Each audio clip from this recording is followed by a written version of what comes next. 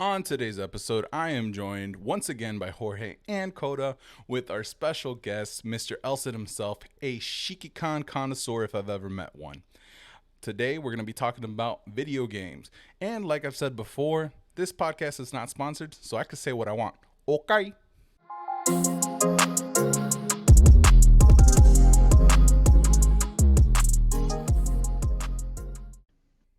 Stop voting. Okay. Yeah, I turned off my boat so I don't get distracted. I think that's what Man, he was we're gonna boating start. last night. That's going to be the beginning. Boating. Okay. So, Boats? since this podcast is going to be about video games, do you want to explain to the world what is boats? Is now the time? I mean, sure, why not? I mean, we're just going to describe it. We're not going to show anything. I want you to share your screen with us and show us your collection.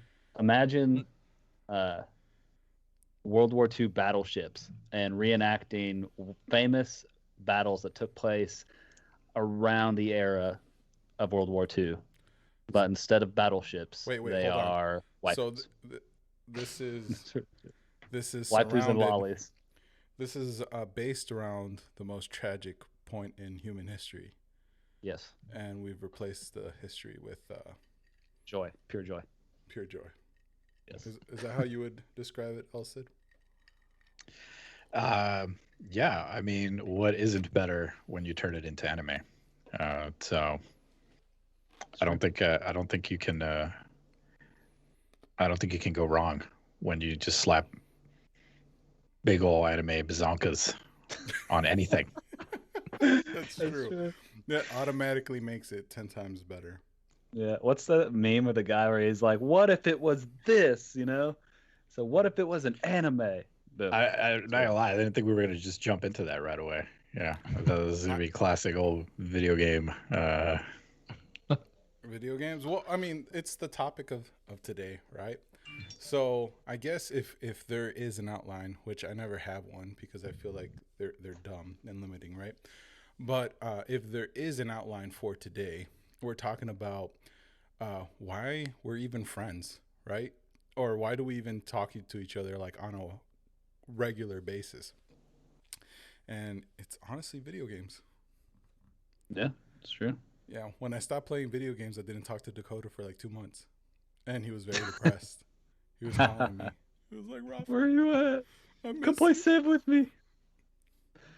I mean, that is how I met all of you guys, actually. I mean, for the most part, you guys are, our IRL friends, right? But to me, you're internet friends. Yeah. That's true. Which I'm thinking, I don't know, you could tell me if you have like a good idea for a title.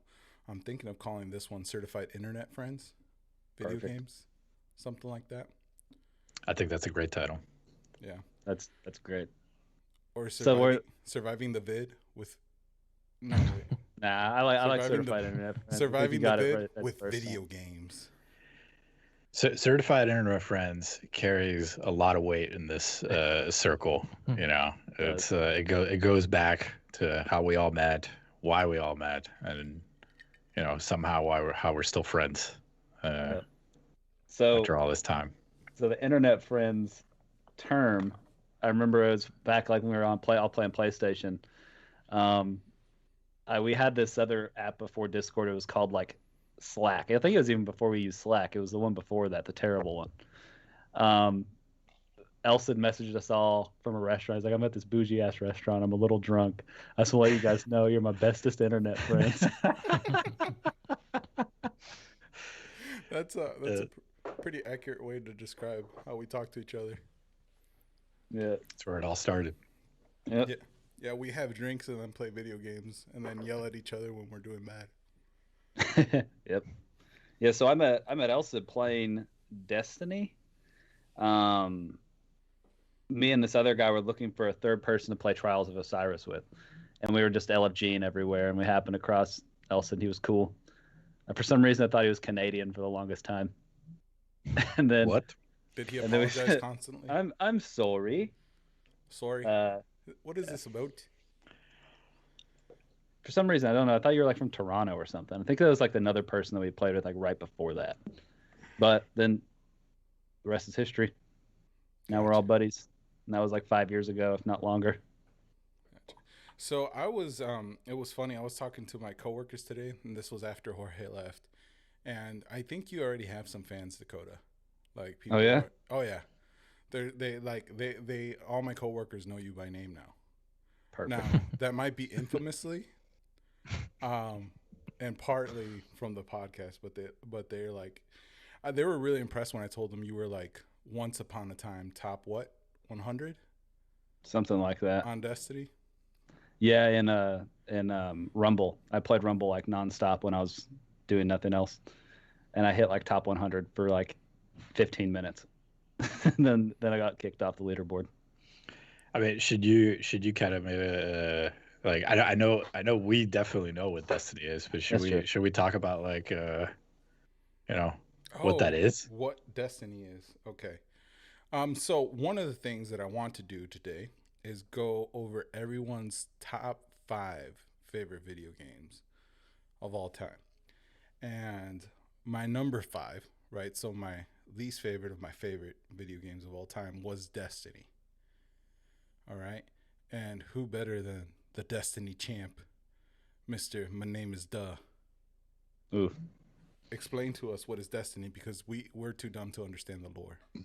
Oh man.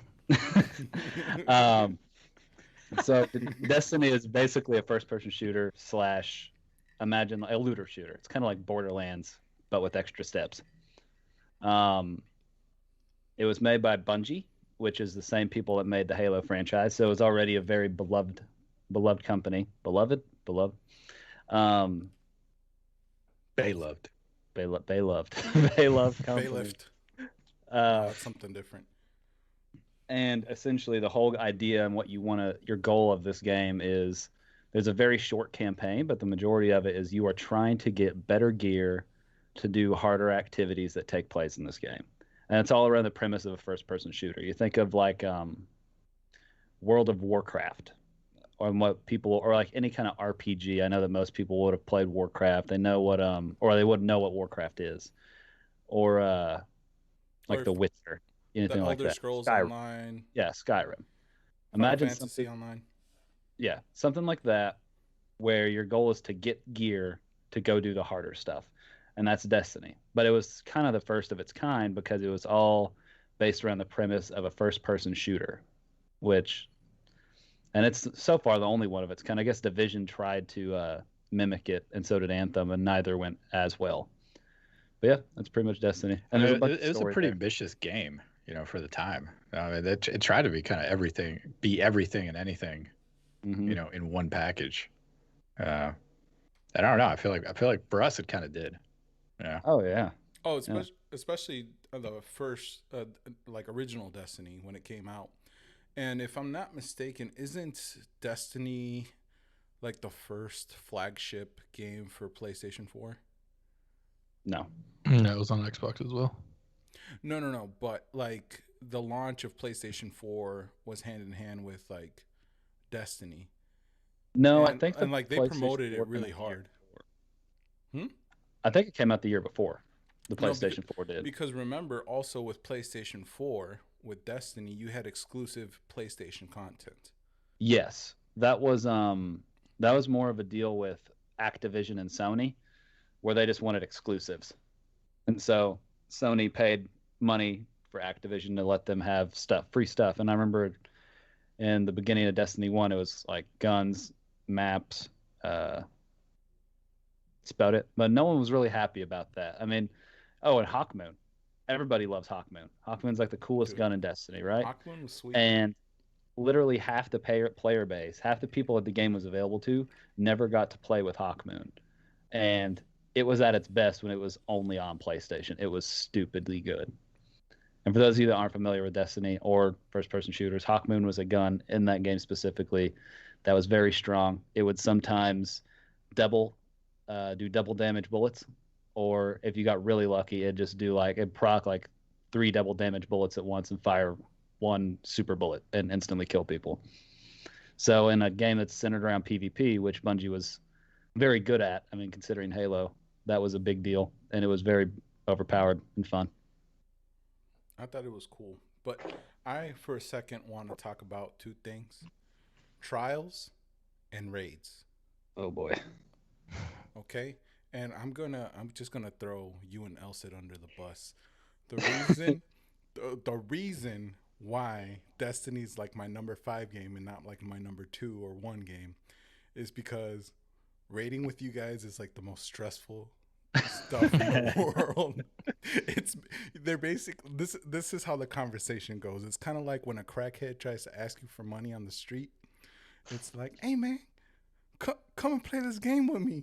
It's just gonna take 30 minutes. It's gonna be really fast. We have all the people, and then you show up, and half the team is not there, and then the other half of the team takes like an hour to get there, and then it takes another 20 minutes for Elsid the professor to explain everything to everyone.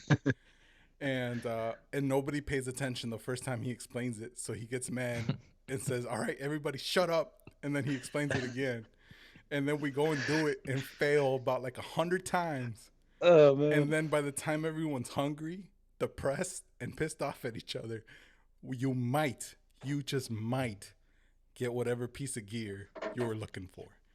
All right. Well, hold on a second, okay? All right. Do you have any idea how hard it is to get 6 people to pull in the same direction, at any given time to do something like a raid? I mean, it's like, you got to kind of turn on, professor mode and dick mode every now and then, and just tell everybody to shut up and pay attention, because it's not an easy thing to get 6 people to just coordinate, flawlessly on something as difficult as a raid. And Destiny is not really known for, for difficult raids. If any WoW fans are listening, it's that is a lot more involved. So for us monkey brains, that's accurate. That was tough. Yeah. And also what was cool is like Destiny's that's what kind of saved the original vanilla game. There wasn't a whole lot to do in the vanilla game. It was kind of lackluster. But the raid was such a huge deal. I remember I don't think I was like super into Destiny when the raid came out. I was still playing it, but I wasn't like following the community or looking up stuff on Reddit or watching YouTube videos a whole lot. But I remember someone saying that the first clear of the raid took like over 24 hours. Or close to 24 hours, and it was like, what the heck is this? I've never done a raid before. What's a raid? And I remember my first time going in, I was like absolutely clueless about what was going on. I was getting made fun of left and right because the people that I was playing with at the time were not very cool people. And I remember that they're like, hey, you want to go do a raid, Dakotah? It's like, man, I don't have like 6 hours, man. I don't know what I'm doing. They're like, no, it'll only take 30 minutes. And lo and behold, like 2.5 hours later, we get it done. There's the crackhead asking for money. It only takes 30 minutes. Only $1. You just got to convince somebody to get in the group, right? Get in the raid. You get them in there, and you get them started. You just tell them it's just going to be a little while, right? And then at that point, they're just too committed. They're not going to leave. They've put too much effort into learning how to do it. They put too much effort into, knowing their role and what they have to do and repeating it over and over and dying constantly. And they're just like, no. Then it kicks in and you're just like, I'm not leaving until this is done. I don't care how long it takes. I don't care that my children are crying. My dog is crapping on the rug. I will finish this before I take care of anything else in life. This must happen. And that's Destiny. How many arguments do you think you've heard strangers have during raids? Hundreds. Like with their spouses or their kids or their like parents or... I mean, I know at least in my experience, if I give my wife the heads up that I'm going to go on a raid, I'm going to get an eye roll, first of all. Right. And she might as well cancel all plans, for the evening. I'm going to be like, no, but it's just 30 minutes. It's all good. I'll be in and out. I'll be back in time for dinner. It's all good. We'll get to bed early. It's all 20-minute stops. Does your wife it's like cringe 2 when she a.m. hears and I'm Dakotah's yelling. name? The what? Does she cringe when she hears Dakotah's name? Yes. Perfect. And I remember my first raid. I was on Xbox, and it was I was on Xbox because I was a Halo kid. But Ralph was like, "Man, I'll do your first raid for you." So he LFGs for Vault of Glass, and like I'm playing on PlayStation. I'm playing multiplayer because I'm not doing a raid. I'm just playing multiplayer. And I see him like getting pissed off and struggling, and I had the Astros, so like you had to flip the mic all the way up for it to mute. He like does it part way, and he's like, "These guys are a bunch of idiots." And they just start yelling back at him, and I was just dying. These kids are yelling at him. That's great. I think one of them quit on me too, and so they left us one short. It was so sad. You know what? So, go on. There's very few moments where I've felt such satisfaction finishing something, though, as as like a difficult, long, just drawn out raid where we're all just at each other's throats. Yep. For 50% of it, and when we're done, we're like, man, that was really fun. I love Let's you do it guys. again. Yeah, love you guys. You guys are great. Meanwhile, You guys mean the world. Again, my wife's asking, like, why are you doing this? Why are you playing this? Like, it sounds like you're miserable the whole time. Everybody's yelling at each other. I could hear it. You're yelling at people. Like, you're not happy. I'm like, no, I'm having a great time. This is really fun, actually. Yeah, that's how it be. And I know, like, for a fact, if you want to add even more stress and anger and frustration, you just do a attempt at world's first raid. I think we've tried every single one except the first one. And no, we didn't do Crota. Well, we did try for Crota's End. I did, at least. We got close on one. Yeah, we were in the lead. We were probably in the lead for the first raid in Destiny 2 for a while. And then we totally fell apart for like 8+ hours on an easy encounter, which is also par for the course. Do you guys think you spend more time when new content comes out or before new content comes out playing Destiny? Because I kind of noticed that with this last time. Like, you guys were grinding for a good 3 or 4 months with everybody getting ready for the new content. And then when this new DLC dropped, you guys played for a month and you're like, I'm done. I don't want to play Destiny no more. I do. I for sure do. I definitely get excited when I see the announcement. I try to grind, make sure I have all the stuff, and I get all prepared. And then, as it was coined that I do before, it's hyper grinding, where I just basically play until my eyeballs bleed. And then I usually burn myself out because I was already on the verge of getting burned out before it even came out. And then I quit for 6+ months, and then I come back, and then I love it again. It's like an abusive relationship. I mean, it's kind of how the game is, though, right? Like, it wants you to play it really hard for a while, and then then it just kind of drip feeds stuff to you, to keep maybe the hardcore player base happy. But I mean, it's pretty cyclical, right, for that game. I feel like that's normal. Yeah, I think they expect that. I think there was a time when they wanted people to be more committed to it, but I think now they kind of expect like the player base to kind of rise and fall and to have people go play other games, which is good, because I just don't think they also, especially with what's going on this year, it's hard to put out a level of content that a player base that loves to burn through content will ever be happy with. And so they just kind of do what they can. I feel that. All right. Gripe number 2. Trials. So, never have I ever been so upset with Dakotah than when he was obsessed with doing trial runs. And he would be like, oh yeah, I'll play with you today. And then he would ignore me for the rest of the day because he was playing with his good internet friends, the ones that could actually kill people in trials and go flawless. And then he's like, look at all my flawless gear. And I'm like, they're like a peasant with like maybe one piece of raid gear. Like, please Dakotah-san, Sherpa me. And he would be like, okay. And then he would like run away giggling and say, no. No. Dakotah, you want to explain trials since you were the biggest mouth breather on it? Oh yeah, for sure. So trials, like, it's competitive PvP mode.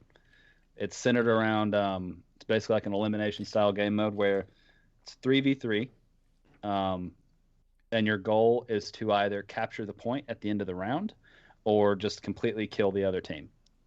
So what happens though is if you get a kill on someone on the other team and you're not able to cover where you killed the person, they can revive them.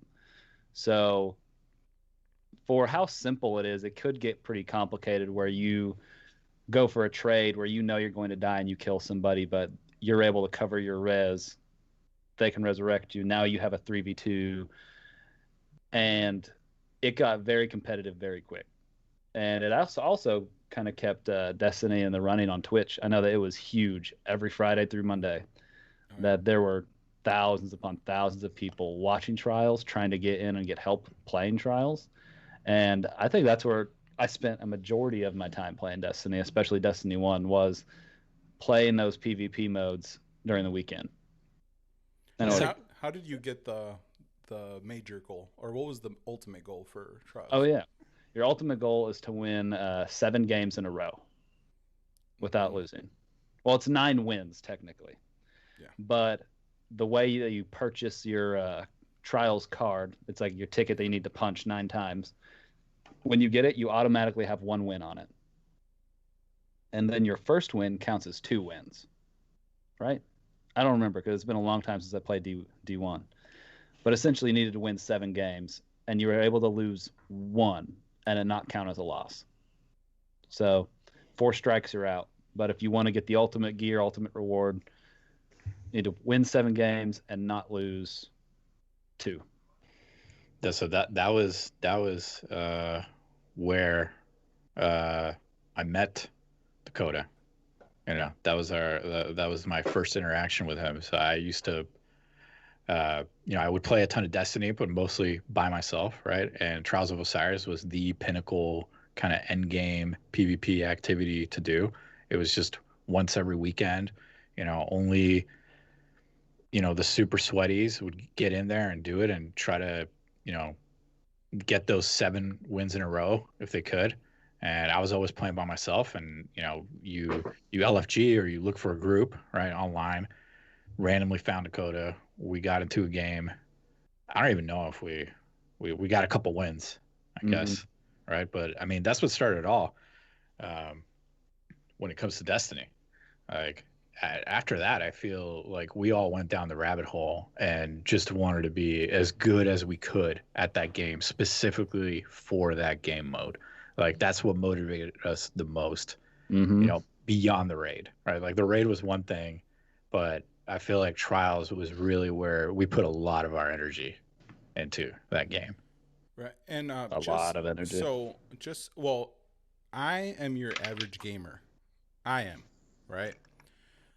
Jorge, Dakotah, I think are people that at one point in their life tried to be like as good as they possibly could.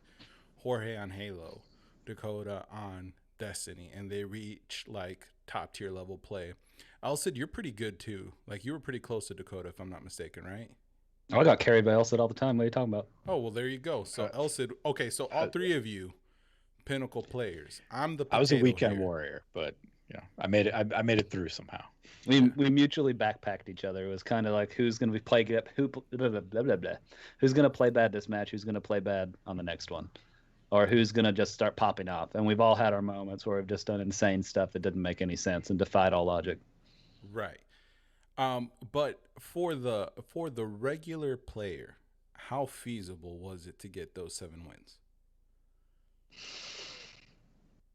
I think at the beginning it was pretty feasible, and I think over time, as people kind of picked up and the good players really started to figure out strategies and figure out how to play around the mechanics of the game mode, it got much harder. And if it was 3 average people, I mean, it could still happen, especially on PlayStation. It could still happen anytime. But as time went on, it did get harder and harder. And so people that were actively trying to get good like us, we started facing tougher and tougher competition. And we were getting better all at the same time. But for an average person, not hard to very hard towards the end. And now on PC, where Destiny is at its best, in my opinion, it's next to impossible. You have to be a god tier player to get to 7 wins now. It was not an accessible mode. It was definitely not an accessible mode, and I think that's part of the reason why, early on in Destiny 1, it had so much success in Twitch, because people would watch that, every weekend, tune in, every Friday through Sunday, and carries was a big thing. So the average player would watch, streamers who were very good, were exceptional at the game. They'd sit and chat, and they'd wait their turn to hop into a team with the streamer and get carried flawless, right? And I feel like that really, I feel like Destiny and Bungie just caught lightning in a bottle with that game mode, when it comes to competitiveness and watchability on a stream. Like that was their height, that was their peak. Yeah.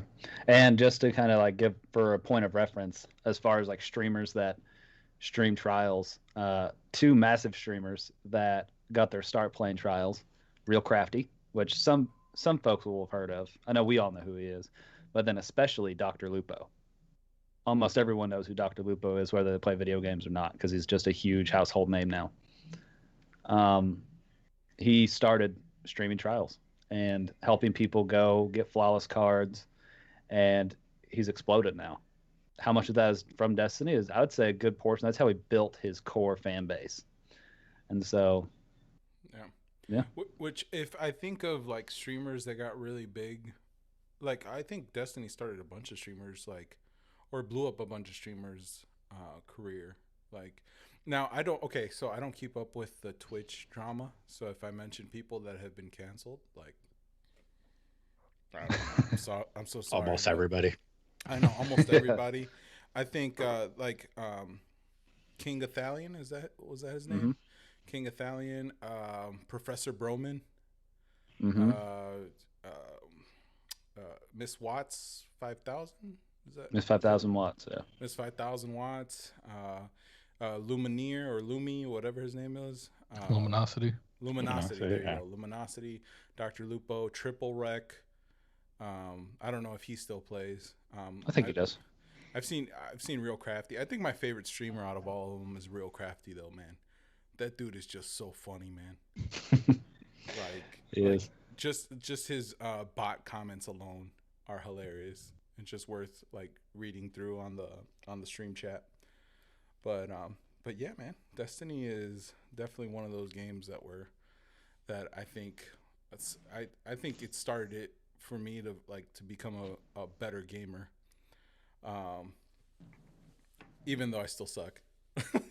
like I just kind of like get by now, and I rely on you guys to get wins. It's fun. I like getting carried. Oh, LFG. Jorge, explain what LFG is. Looking for group.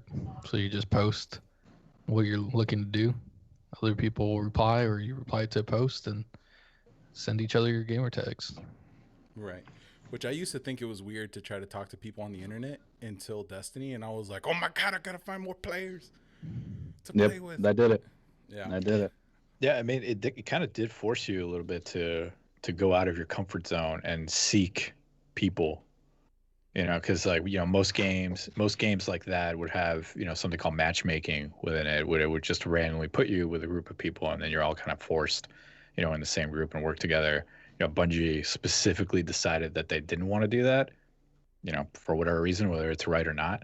And, people had to use outside sources, basically like Destiny Tinder, to find other people that, are doing the same content, doing the same stuff, or kind of like roughly at the same level. And you got to reach out and get together and then maybe you'll become good friends afterwards, like us, or maybe you'll never talk to them again, like 99% of the people that we've picked up in an LFG. But it's kind of an interesting thing that it forced you to seek people out. And honestly, I thought it was kind of good. Like I thought that was a good move overall. And, it fostered a lot of relationships, a lot of internet friend relationships. Outside of the game. Yeah, and I will say that there was matchmaking in a lot of Destiny, but in the hardest stuff, raids, Nightfalls, which are basically like little baby raids for those of you who aren't familiar, and then Trials, Pinnacle PvP mode. All of those were not match made. You had to find your own group. And so I think that's exactly what Elson said. It really fostered a bunch of relationships where you find people like-minded people who want to try for this stuff. And if you got match made with total strangers, it could be a good experience or it could be the most miserable experience of the day, which still happens on LFG, but lessen the chances of it. Okay. So just to kind of, since we've already been doing this for a little while, let's throw in a curveball here. What is the first game that you guys got obsessed over?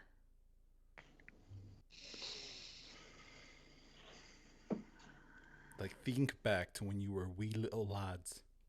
All right. I got two of them because I don't remember which one came first. I remember I think it was either Kirby when I was a little boy or Crash Bandicoot. I don't remember which one because it's been so long. I remember playing the crap out of Kirby when I was a little lad. But I remember specifically when we got a PlayStation 1, we decided to set it up in my bedroom. But it wasn't mine. It was the family's PlayStation. And like the whole families. Yeah. I remember we had the whole, like, my immediate family over. It was like my mom, my dad, my sisters, my aunt, my uncle, my grandma. We used to always have like these big dinners at our house. And they were all trying to beat this level on Crash Bandicoot. It was it's the racing one. If you guys are familiar with like old school, where there was like the little levels where you can jump around, spin, and hit catch peaches and do all that cool stuff, or there was the ones where you race. Well, none of them could beat the racing level. And I remember they all left to go eat food. Sweaty Dakotah was born. I immediately was a sweaty kid. Dakotah licks his none fingers, of them could like, beat it. I've been waiting for my turn all night. They all left the room to go get food or something, and like I just snuck in there and picked up the controller and did it first try. And then I ran out to tell my family. They're like, "We don't believe you. You did not. You didn't do it." Then they walked in and sure enough, I'd done it. And next thing I know, I'm 20-something years later, I'm still sweaty over video games. Hey, hold on. I need a little bit of clarification though. Which Kirby are we talking about here? Kirby's Dreamland, on Nintendo? Yeah, it was on a Nintendo. Okay. All right. Good. That's the correct answer. I think so. You have to remember this is like one of my earliest memories is playing Kirby. I don't remember what it was or what I played it on though. So I think it was on Nintendo though. Versus what's the other one? What's the other option just in case? Was it just Nintendo? Well, I mean, I don't know. There's a lot of Kirby games, in the series, but I wanted to make sure I dated you, so you could say Nintendo. Yeah. Yeah, it was a Nintendo. I do remember that. I think all of us except for Jorge are old enough to say like we played Nintendo NES. Pretty sure. Yeah. Yeah. Jorge was like, what was the first console you guys started on? Like PlayStation. No. Jorge was Nintendo yeah. 64, and I have a story. Oh, yeah. Actually, no, it was PlayStation, like the original PlayStation. Yeah. Yeah, and I have a story about that. So I guess I'll jump into it. So Jorge's dad was a gamer before Jorge was born. And when my sister was pregnant with him, I remember him playing Resident Evil 2 and not being allowed to be able to play Resident Evil 2 with him. And that was like super depressing and disappointing as a little child. Now, Jorge's parents are like 11 and 12 years older than me, so that gives you any context. But Jorge was like around video gamers his whole entire life. So when I was about, I want to say 12, around that age, Jorge was a little baby, and we had a Nintendo 64, and we were playing WWE Nitro on the 64, 4 players. And dude, Jorge's dad, and like a cousin and a friend of ours used to like play that game to death, right? And Jorge always wanted to play with us, so we would get a PlayStation controller, put it under the Nintendo 64, like if it was connected, right? Because Jorge was smart enough to know. Classic. Jorge was smart enough to know that the string or like the wire was supposed to come out of the console, right? and he would hold on to the PlayStation controller as we played, right? And then one fateful day, and this is when Jorge, like, we realized, one, that Jorge was smarter than he looked. And two, that he was like gonna be a gamer from that moment on. Is that we were playing 4 people, and I think he like let go of the controller for like half a second, and he noticed that the 4 people were moving. And so he looked at all of us, grabbed his controller, and pulled it, and like the wire was gone, and the video game didn't stop, because video games back then, like if you pull the controller out, they would stop, right? They would pause. It didn't stop, so he like looked at us and started crying, like like we had betrayed him, like we had done the worst possible thing we could have ever done. And from then on, he knew, like, if we were playing 64, he had to have a 64 controller, and that had to be plugged in. And then he kind of figured out like player selection and all that from there. But yeah, by the time he was the same age I was at that point in time, he was a better video gamer than me than I would ever be. But it's funny how smart a kid can be when video games are on the line. Oh yeah, I think that was, you know, like when the villain is born moment. Because I've seen Jorge play, and he's an absolute freak. So like, I think that's like, you know, that rage from that day has motivated him to be just an absolute beast in first-person shooters. It infused with his mind the rage. Man, I remember one time playing Halo, and my older cousin was playing with me, and I forgot we were talking trash to each other. And he's like, man, you can't beat me in a 1v1. So we started 1v1ing, and I was smacking him. And all I knew was, if you're better than the guy, you go over his, after you kill him, you go over his head and you start crouching up and down real quick. And I kept killing him and teabagging him and killing him and teabagging him. And he's like, do you even know what that means? I'm like, yeah, it means I'm better than you. Oh, man. Speaking of first-person shooters, let's talk about Halo, since that's Jorge's favorite game. What got you into Halo? I don't know. I think playing Halo 2, I played Halo 2 at Vana and Nico's house for a little bit. And then I got a 360, and Halo 3 was like my first game on there. And then all my like middle school friends played it as well. So like every day after school was just like Halo 3. And then every day in summer was just Halo 3, just playing nonstop. Wait a minute. So you didn't even start with Halo 1? You didn't even start with the first Halo on the original gigantic Xbox? No, I started with Halo 2 on the gigantic Xbox. Man. My first full Halo game was also Halo 3. So now I feel like I'm going to be dating myself over here. Yeah, because that was I feel like that was mid-career, you know, mid-gaming career for me by the time Halo 1 came out. Yeah, like my first console, or it wasn't mine, but it was my uncle's when I was a wee lad, was Atari, dude. And it was a tank game, and I was obsessed with that, but I wasn't allowed to play with the Atari, you know, that often. And like, I mean, by the time Halo came out, you know, I was fully fledged gamer by then. Yeah. So I didn't play Halo growing up because my parents knew enough about video games to not let me play games that had the M logo on it. So I remember going to a neighbor's house and playing Halo 2 and getting grounded for like a month when I was like 12 or 13, because it came out in 2004, so I was around 12. Little Dakotah was like worth it. Yep, I actually did say those words to my parents. They were like, "Do you have anything to say for yourself?" And these are like, I still remember this vividly because the look on my mom's face when she saw like the pure defiance in my eyes. I said, "Well, I just thought it'd be better to ask forgiveness than permission." And she was like, "You done messed up. You don't say that." That's why Dakotah's face is a little twisted to this day. Oh yeah, a little off to the side. I need to know more about Jorge's Halo experience, because, you know, it wasn't like you know, at least for me, when I played Halo, that was like living room, you know, 4 controllers. And if you had like a really rich friend who had another Xbox and you could LAN, you know, the 2 Xboxes together and you could get 8 people together on oh God, what was that map? Was it Gulch? Yeah, I Blood remember Gulch. Blood Gulch, That's the right? best And map. then that was, you know, when everybody would just bust out the pistol in Halo 1, right? The pistol was overpowered. Sniper. So like what were you doing? Like how did you get so good when you're just playing in the living room, you know, on a single Xbox? Like I don't understand. Man, I don't know. Let I me used to play on a big old tube TV all day long. let me paint a picture for you, okay? So Jorge forgets it did not start with Halo. It Oh no, started dude! I with a remember little playing game called SOCOM, SOCOM.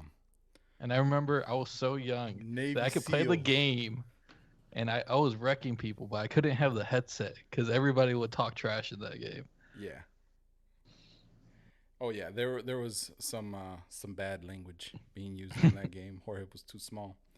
But yeah, he was better at me at like 8 years old or 7 years old playing SOCOM than I was, and I think that's why I never got into first person shooters that much, because I was just always so discouraged by everybody being better than me. It was just so sad. But okay, so his dad played SOCOM all the time. So his dad was like, "Hey, we need to have internet at all times, and we have to have the fastest internet possible," because he worked for like internet and cable his whole life. So that was like part of Jorge's life too, having internet and cable at the house. And then his dad would hardly get to play because he'd work all the time. So Jorge was the only one in his house that wanted to play video games, and he basically had free reign. By the time he was a teenager, his room would be like the thickest curtains you could find, like was placed on his windows. Like that room would be dark, like damp, and Jorge would just be like, Yeah. Jorge would be sitting on the couch, like curled into Sweat. a ball, like, you know, with the cover over him, just like playing video games. And the worst part about it is he wasn't even playing the actual game. He was playing custom games. Like at least 95% of the time that he would play Halo. That's how you really get good, is you play customs with people just as good as you. We did that in Destiny too. No. Oh no, these were like not even PvP games. These were like, one of them was called Fat Kid. So like there's this zombie with a gravity hammer that would spawn at the bottom, and everybody else had pistols, and this guy would chase you through the whole map trying to kill you, but he walked like a quarter of your speed, and you had to like go through these mazes. And then there was another one called like Cops and Robbers who would play, and I would just play like That was stupid games tag. like that. It was tag, okay? This It is wasn't Roblox. Yeah, it This was is basically this is for Halo. Roblox, dude. For Halo, Halo. Roblox. Yeah. Yeah, that's a good way to put it. It was Halo Roadblocks. So I would be like, "Hey, bro, why don't you like play a match?" And he would be like, "No, this is more fun. My friends are here." Yeah, dude, I had all my like middle school friends there. We'd all play. Yeah, you know, instead of Jorge, like you know how little kids like would exchange like I don't know, like baseball cards or whatever, like, or you know, whatever little kids weren't supposed to be exchanging, cigarettes. I don't know. Jorge I had Pokemon cards. Pokemon cards. Yeah, Pokemon cards too. Yu-Gi-Oh Poke- cards. We Pokemon had and a bunch Yu-Gi-Oh. of Yu-Gi-Oh. Yeah. Hell yeah, dude. Yeah, but him and his friends would trade maps. Hey, bro, let me get that map. Oh yeah, Let me get that there's custom Of map. course, yeah. there's a game mode that was called Halo, and it was a giant ring, and you had to get on these mongooses. So it's like little 4-wheelers, and you had to drive all the way across the map. But there was a sniper in the middle that would just stay up there, and he would just like peg you with sniper bullets. Like your car will fly off, and then you would die, or he shoots you in the head, and you'll die. Man, you It was guys like one one of the funnest creative games. Me and Jorge created a sniper map only, and I remember playing that. That was a lot of fun. But you would create 2 levels that were like just like a hallway, right? And then there was an opening to like the middle, right? And you would just have one really long strip that you would had to use a mongoose to get across, and then you only had sniper guns spawn with you, so you guys had to like try to snipe each other from across the map. And if you wanted to use regular guns, you had to like tread across the map to try to get there, but it was dangerous.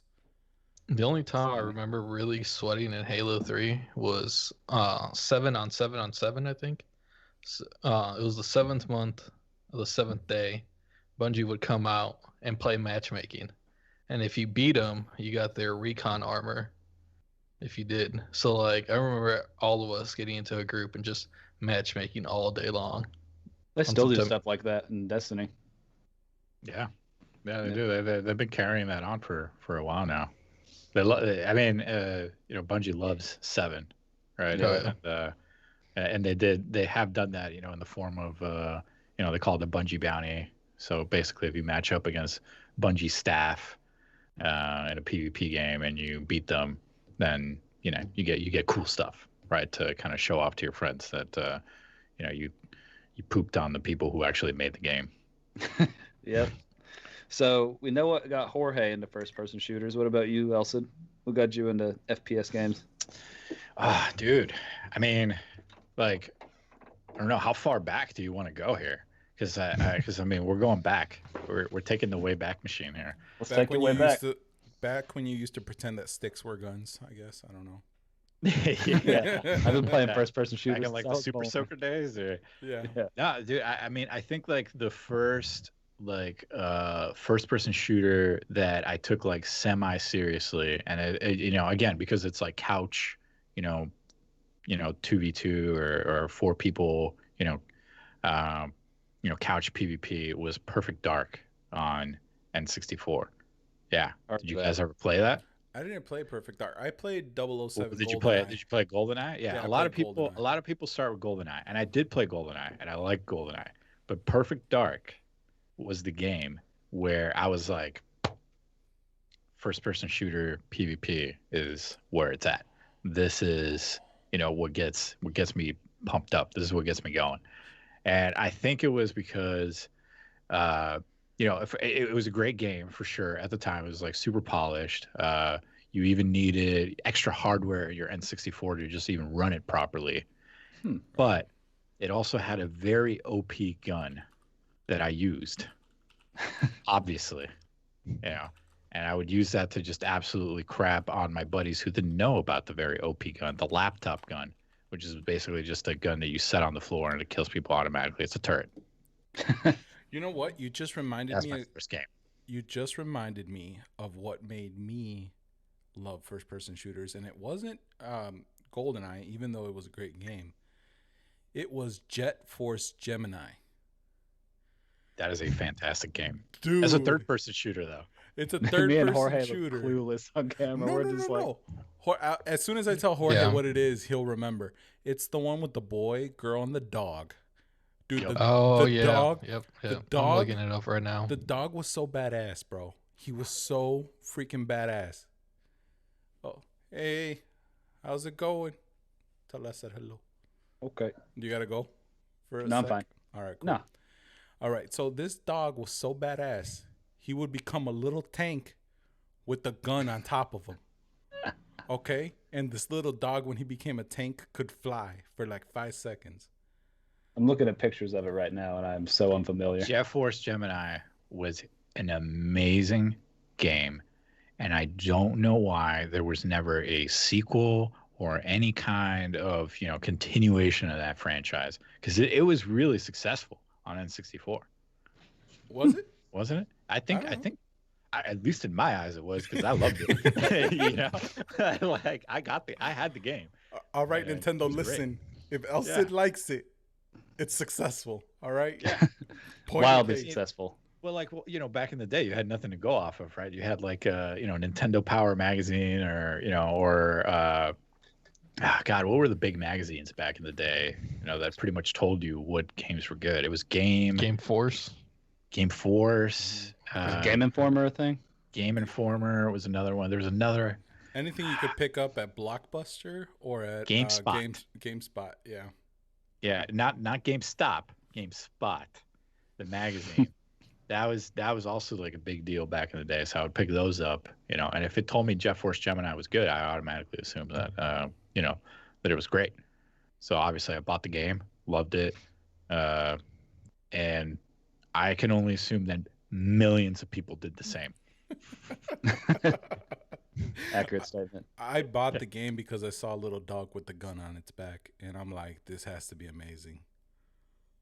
Like, that was just Man. my opinion. That as a was your child. whole reasoning behind it. I remember back in the day for like my PlayStation 2, going to Blockbuster and getting 2 games for like $10 for 2 weeks.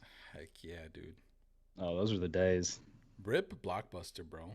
Last reference I saw of it was freaking on Captain Marvel movie, as they were crashing through it. Did you crash through it? Yeah. Yeah.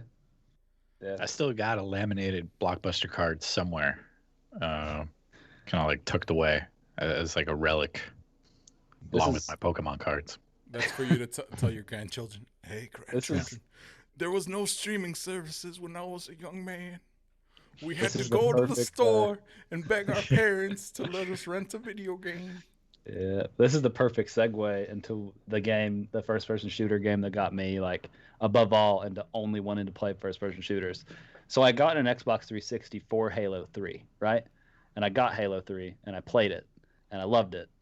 But what really kind of just got the ball rolling and made me want to get good at video games in general, like get good at like FPS games, was Call of Duty 4, Modern Warfare. I remember... Speaking of Blockbuster, I rented it from Blockbuster because I knew that my parents wouldn't buy it for me. It's rated M for mature. I know, Mm-mm. so I rented it from Tisk, tisk. Blockbuster. I had my cousin rent it for me. I don't think you're using that in the right context. Remember, we found out that it also means tisk tisk. Yeah, but only when women of a certain age use it, Oh, and that might mean something different. But anyways, I remember I had my cousin. I had my cousin rent it for me at Blockbuster, right? And my parents were all gone for the weekend. They were taking my sister to go see a Taylor Swift concert, like somewhere. And so I had the whole house to myself for the weekend. I remember it was my first all-nighter too. Are we just gonna gloss over the whole Taylor Swift thing? Or... No, we can. You want to talk about Taylor? It's all right. It's all right. Go ahead. I have more stories about that. They spent so much money on those tickets. She got front row seats to Taylor Swift. She was in one of the music videos because she was filming a music video for that show. You know what I got? I got like $100. They're like, here, don't die this weekend. So, it's whatever. It's whatever. I don't remember it. If you have to ask yourself who the favorite of that family is, me, not really. Must be Dakotah. Just saying. I think I've elevated myself to favorite later on, but it wasn't that. It wasn't then. It definitely was not then. It's all right, buddy. We love you. But I remember it was my first all-nighter. I stayed up playing COD all night with my friends, and I think I was like 15 when that came out. So like middle school, end of middle school, beginning of high school. Anyways, I never returned it to Blockbuster. I still have it. I still have the Blockbuster case somewhere. That's a relic. Yeah, no, I should keep it. I have to go find it.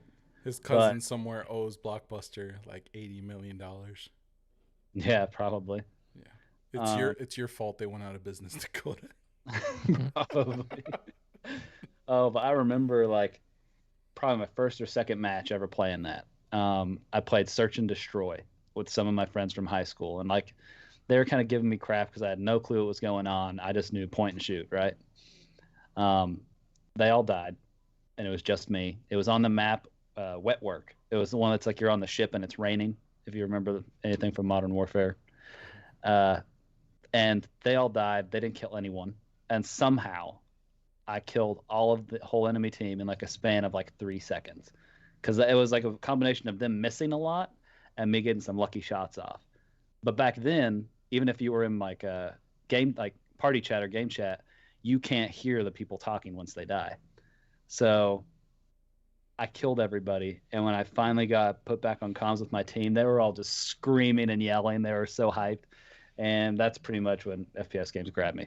At that point, I was like, I need to relive this moment. So let's dive into the psychology behind this. Was this the first time you were validated as a Possibly human being? Possibly. And I permanently now seek validation through being good at video games. Yeah, I feel that. I mean, like when Tony Hawk Pro Skater came out, I was like the best one of my friends at that. So I was not good at FPS games, but I was pretty decent at the skateboarding games or like the extreme sports games, and I was really freaking good at the racing games. So those were like my super gateways. Like which racing games? Are you talking like Mario Kart or Gran Turismo? you know what's my first? I think my first like hardcore racing game. Like it was only racing, and like that's like the one where I like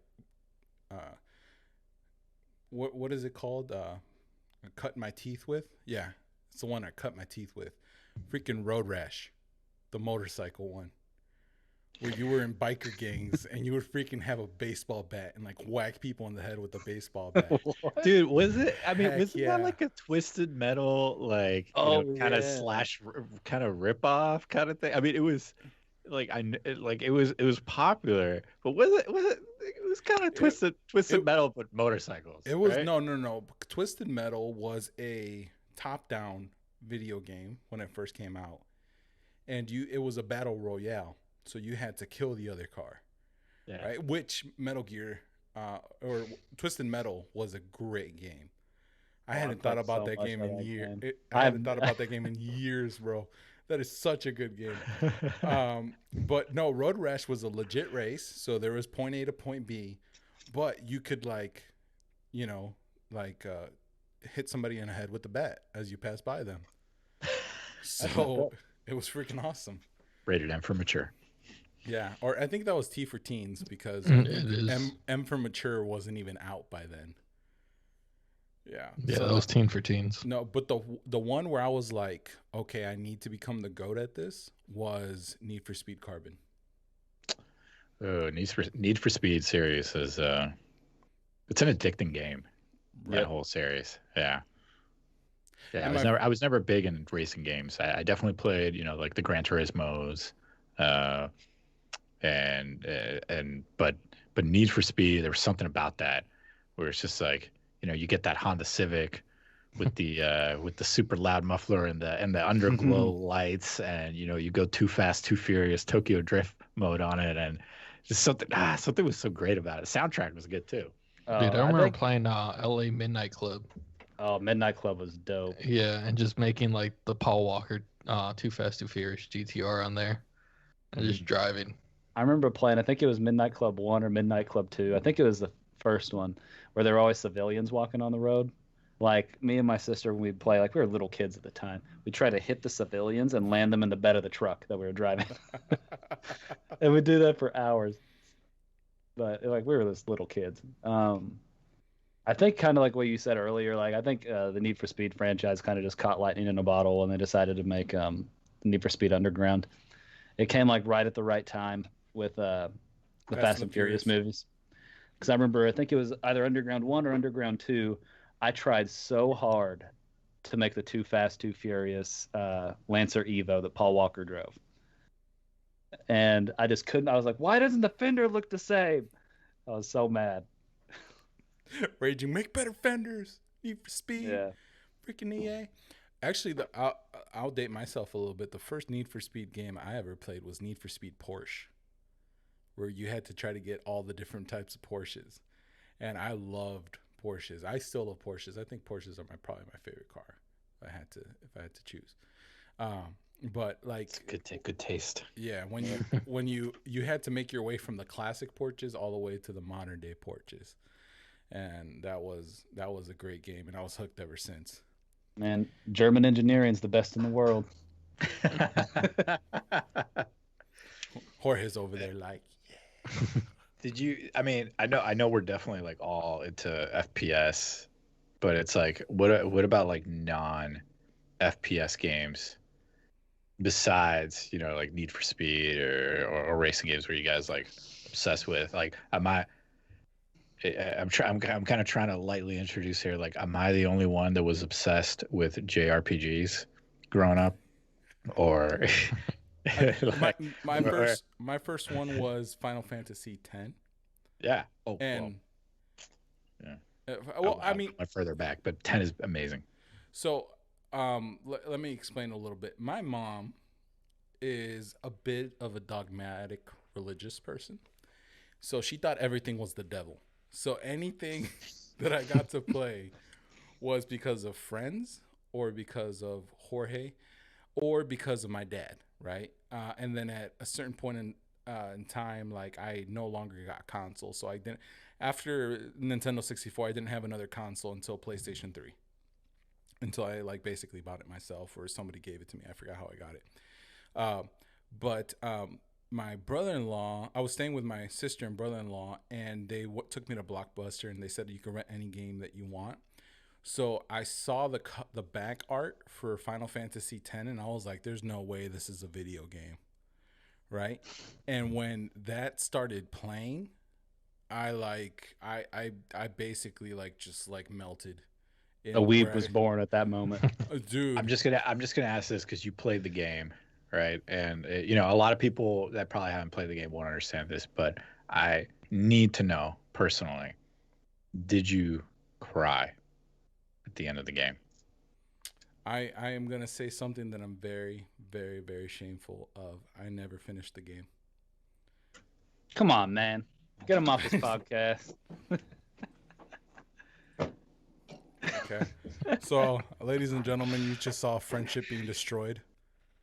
Years of work, years of friendship gone. Yeah, I'm so sorry.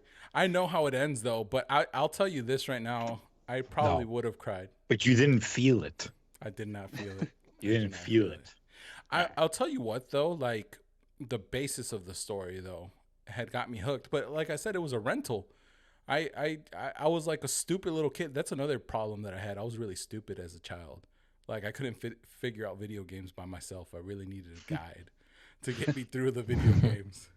Dude, that was the best part of games at the time. Like especially JRPGs. Like you got them with the guide. Like that was like what you had to do. That was like the coolest part. You had the guide, you had the game, and then you would just crush the game, obviously, because you knew where all the good stuff was. Like I still have like a whole library of guides, you know, put away somewhere. Guides were so cool back in the day. Yeah, they were. They had art. They were like informative.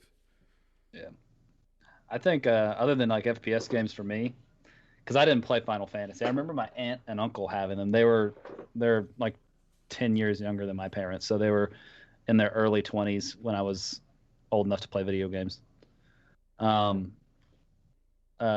Well, I played a lot of Assassin's Creed. I played a lot of adventure games, platforming games. I'll be right back, guys. Okay. Continue. And talk.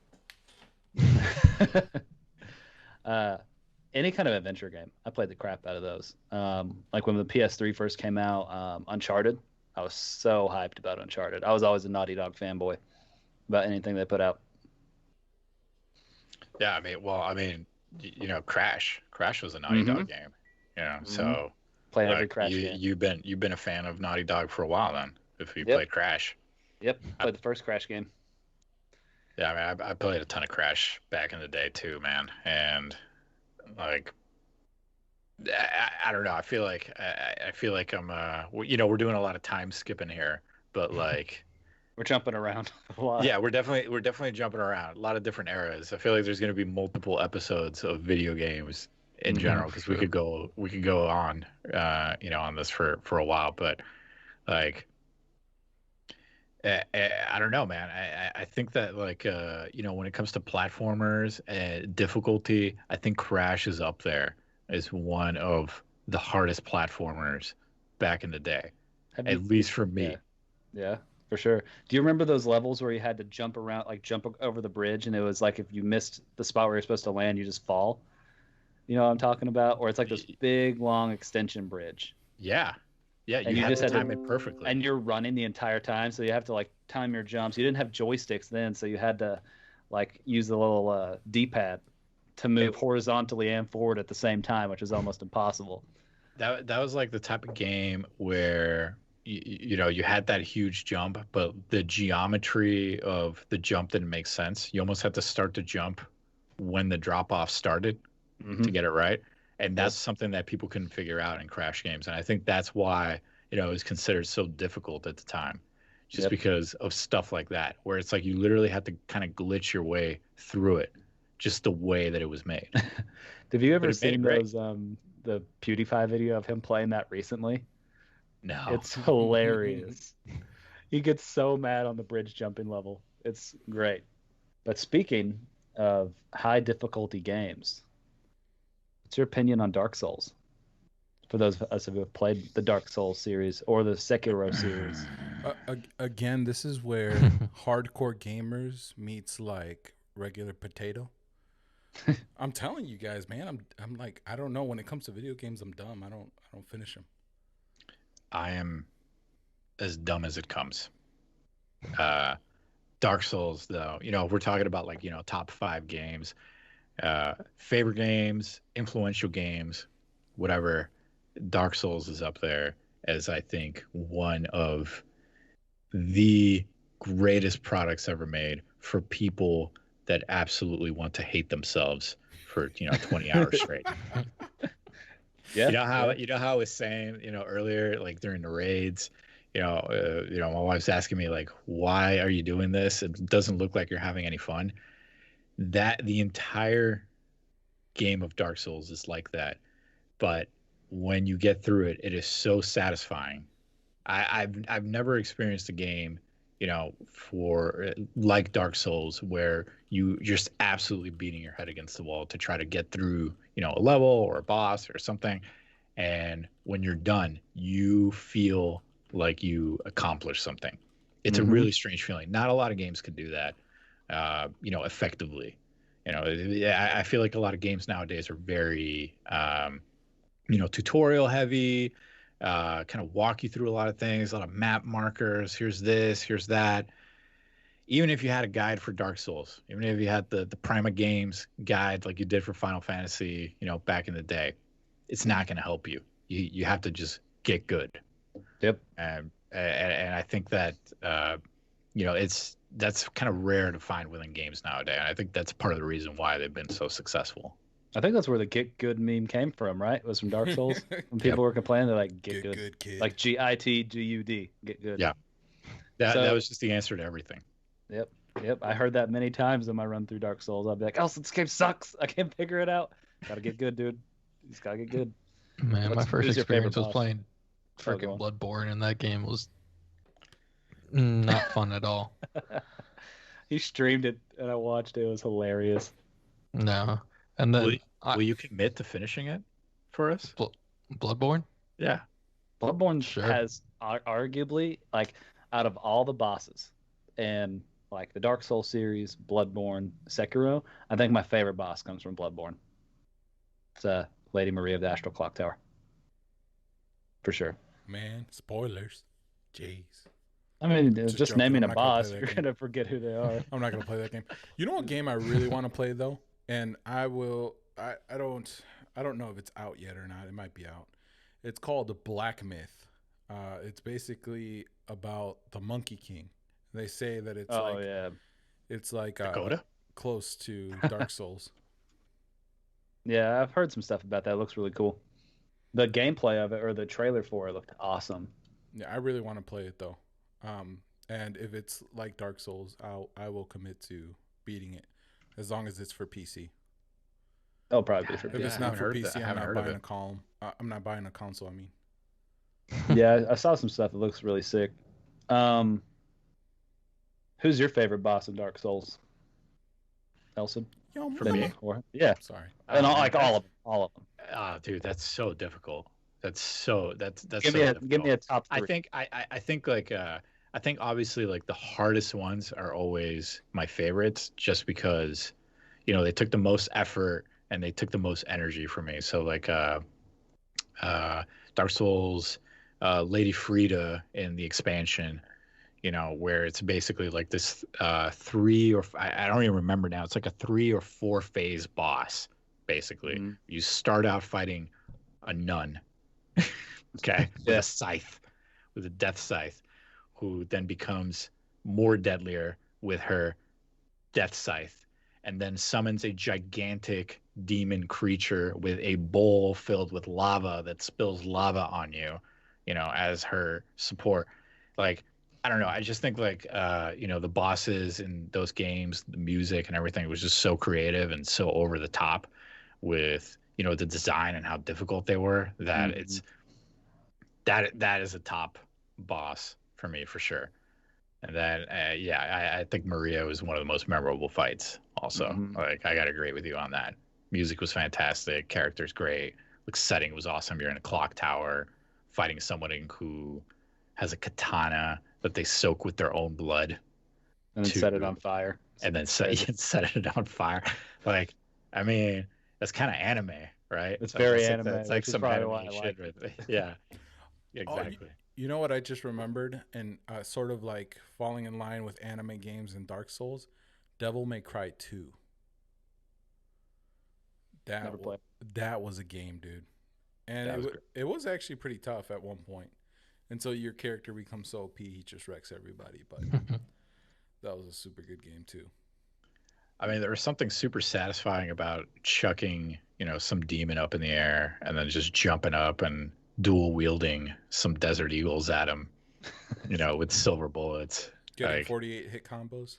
Yeah, exactly. It's just like, again, like completely over the top and ridiculous, but just so fun and satisfying at the same time, right? Mm-hmm.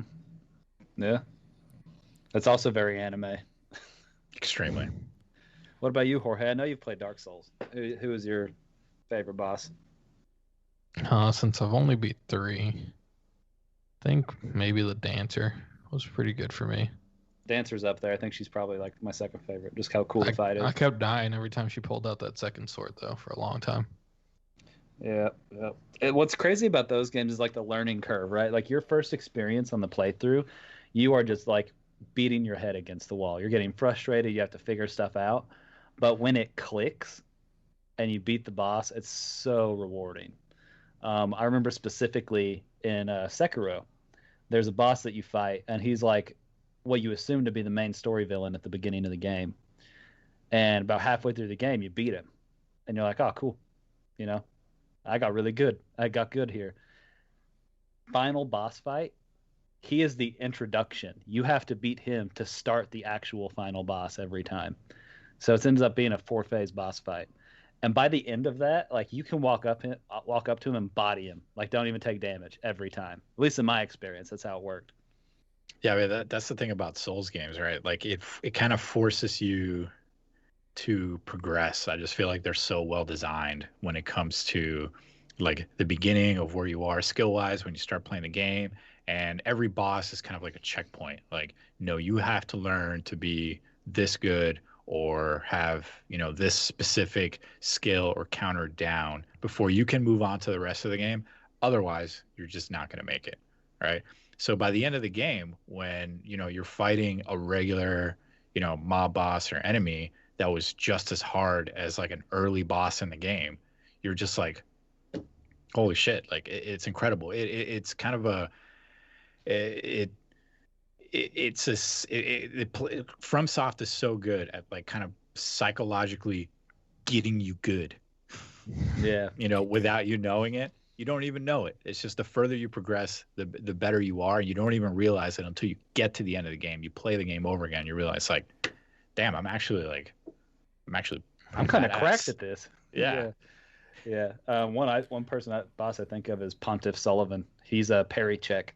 If you don't know how to parry in Dark Souls 3, he will be one of the hardest bosses to fight. And guess who doesn't know how to parry in Dark Souls 3? So I remember I had to do the very hard way of fighting him. And it was terrible and great experience at the same time. All right. Gonna mix it up a little bit here. What is the best story game or game with the best story that you've played? And I have 2, but I'll let you guys go first because I'm a gentleman like that. I know the first 2 that came to my head. All right. So one's going to be kind of like an overarching series because it kind of like all of them are great, is the Uncharted series. All their stories are awesome, and I love them. Uncharted 4 lit. Mm-hmm. But when I think of like what was the coolest like story, this one's kind of coming out of left field. And it's like when I think of a story-based game, it's always the final scene in this game I think of is Assassin's Creed Black Flag. The final scene of that game is crazy, and it pulls all the story together in a very cohesive way. And then also there's a song that like one of the side characters is singing, that this is how long ago it was, is an Irish parting song that they sing to each other when they're leaving like taverns back in the day. And I just remember thinking like that was so cool in a video game. They put like a bunch of historical stuff into it, which Assassin's Creed was always known for that. But Black Flag came out when Pirates of the Caribbean was like at its peak. So that was just like a really cool game, really cool story, and I loved it. All right, Jorge, Elsid, one of you guys. Let's see. Good story game. I really enjoyed the story for Halo 3. That was really nice. No, but Choke them up, if we're man. going like deep story, I think Last of Us, the first one, was like gut wrenching, especially that last scene where like I'm pretty sure everybody's played it by now. I actually haven't, but it's okay. The first one? Yeah, the first one. I never played it. I haven't played any of them. Man, if Jorge has played Bloodborne, go ahead and spoil it. Last of Us. Okay, so I'm not gonna spoil it, but okay, so Last of Us is also my like favorite story game. That one, and then I'll leave the other one for after your answer, Elsid. But so top 5 favorite games, we've talked about 3 of them already. So number 5 is for me Destiny. Number 3 is Last of Us, and number 2 is Need for Speed Carbon. But The Last of Us, bro, to me, that is ultimate storytelling in a video game, and what cemented for me that video games are probably the best medium for any type of entertainment. It's one of the few interactive mediums you get. So instead of watching your brain slowly smooth over watching Netflix every day, you could smooth it and play video games. Okay. I mean, I know that for me, like story wise, I don't know if you guys ever played the Metal Gear series. Man, but that is the most convoluted story. I know, and I love it. It is so ridiculous and over the top, so like conspiracy fueled, and the game itself is about 20% gameplay, 80% cutscenes, and Michael Bay movie. Like it's it's so convoluted and ridiculous that I loved it. But I mean, the first one that I played obviously was Metal Gear for the PlayStation, and that first one was just so good, and just hooked you so hard, and was so extra and anime that it was. Oh, yeah. It was just like, I don't know. I had never experienced anything like that, before. There's definitely other, story games that are probably, better written and, more cohesive. But, for the time, like that was just so ridiculous and had so many details built into it that, little old me was kind of blown away by a game like Metal Gear. Yo, Yeah. talk to me about Metal Gear Snake Eater. Oh, dude, Snake Eater was Metal Gear Solid 3, right? I think so. Dude, it was awesome. That was probably the best Metal Gear game in the series, I think, or at least for me. Like, I think it was the best one. I mean, it had everything. It had like a Bond feel to it, had the Metal Gear feel to it, had the over the top ridiculousness, Cold War era, type of spy, stealth, Russian, double agent thing going for it. It was great. In the Viet Cong jungle. In the Viet Cong jungle, where you had to literally eat snakes, to survive. Yeah. That game sounds ridiculous. I need to play it. Dude, it was great. Great. Also, I think it's the only shooter game, if I'm not mistaken, that you could beat without ever killing anybody. Oh yeah. Well, you were the ultimate badass if you did it that way. Right. And I remember that I got like pretty far. I don't think I could beat the final boss with just the darts, but because you had tranquilizer darts too, Mm. but it was like whatever.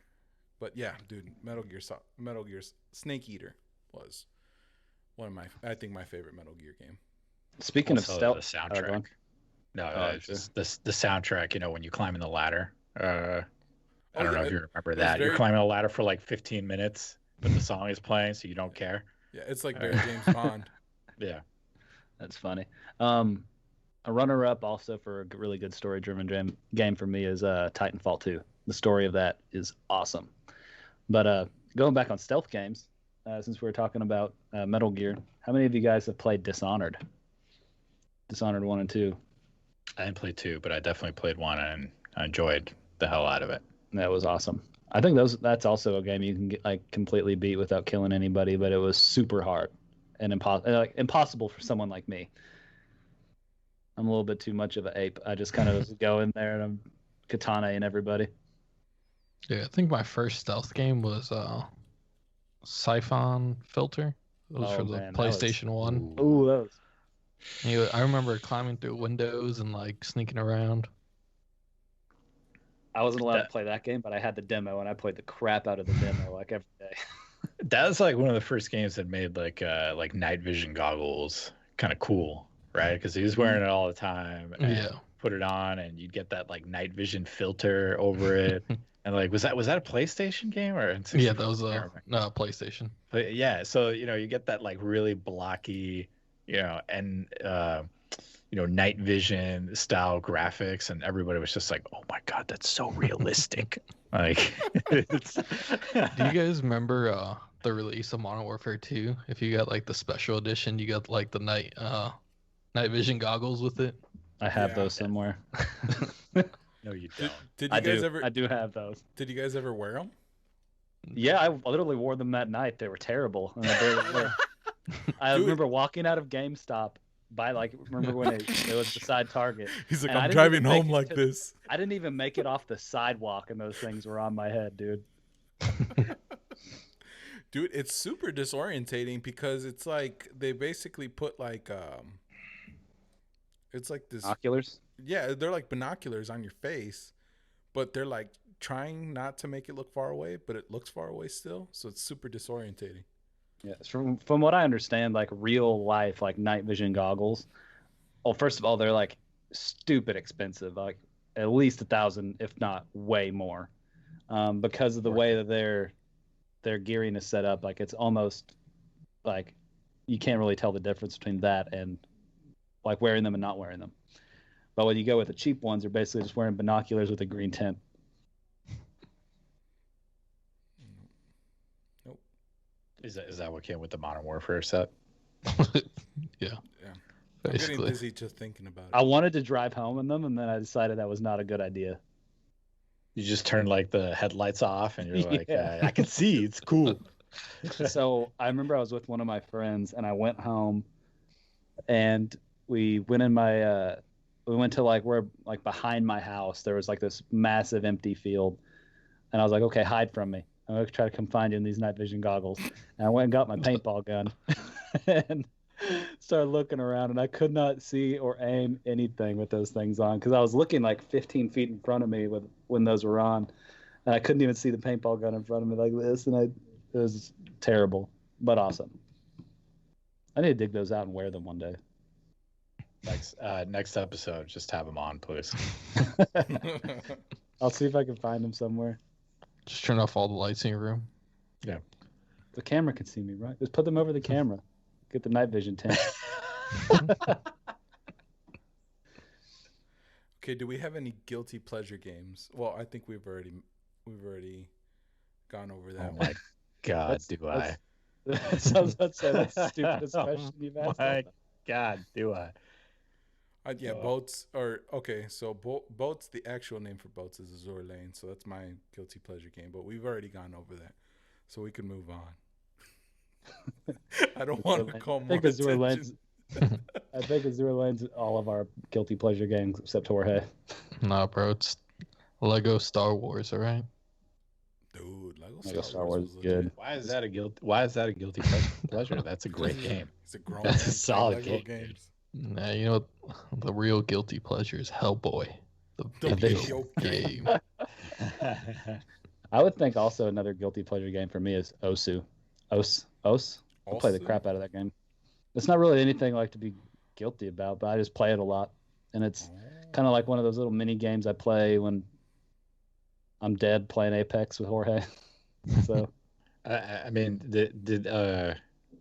Osu is a rhythm game, right? So you got to follow the music and perform to the music. Did you guys ever play any rhythm games? Kind of growing up, Rock Band. yeah, Rock Band, Guitar Hero, Guitar Hero, right? Yeah. Yep. The only song I didn't get 100% on expert on was Through the Fire and Flames on Guitar Hero. Do you just absolutely drip sweat in every game that you play? If I'm not the best, I don't want to play it. Yeah. That's why he never plays Halo, because he's trash at it. Here's the difference. I was great at Halo.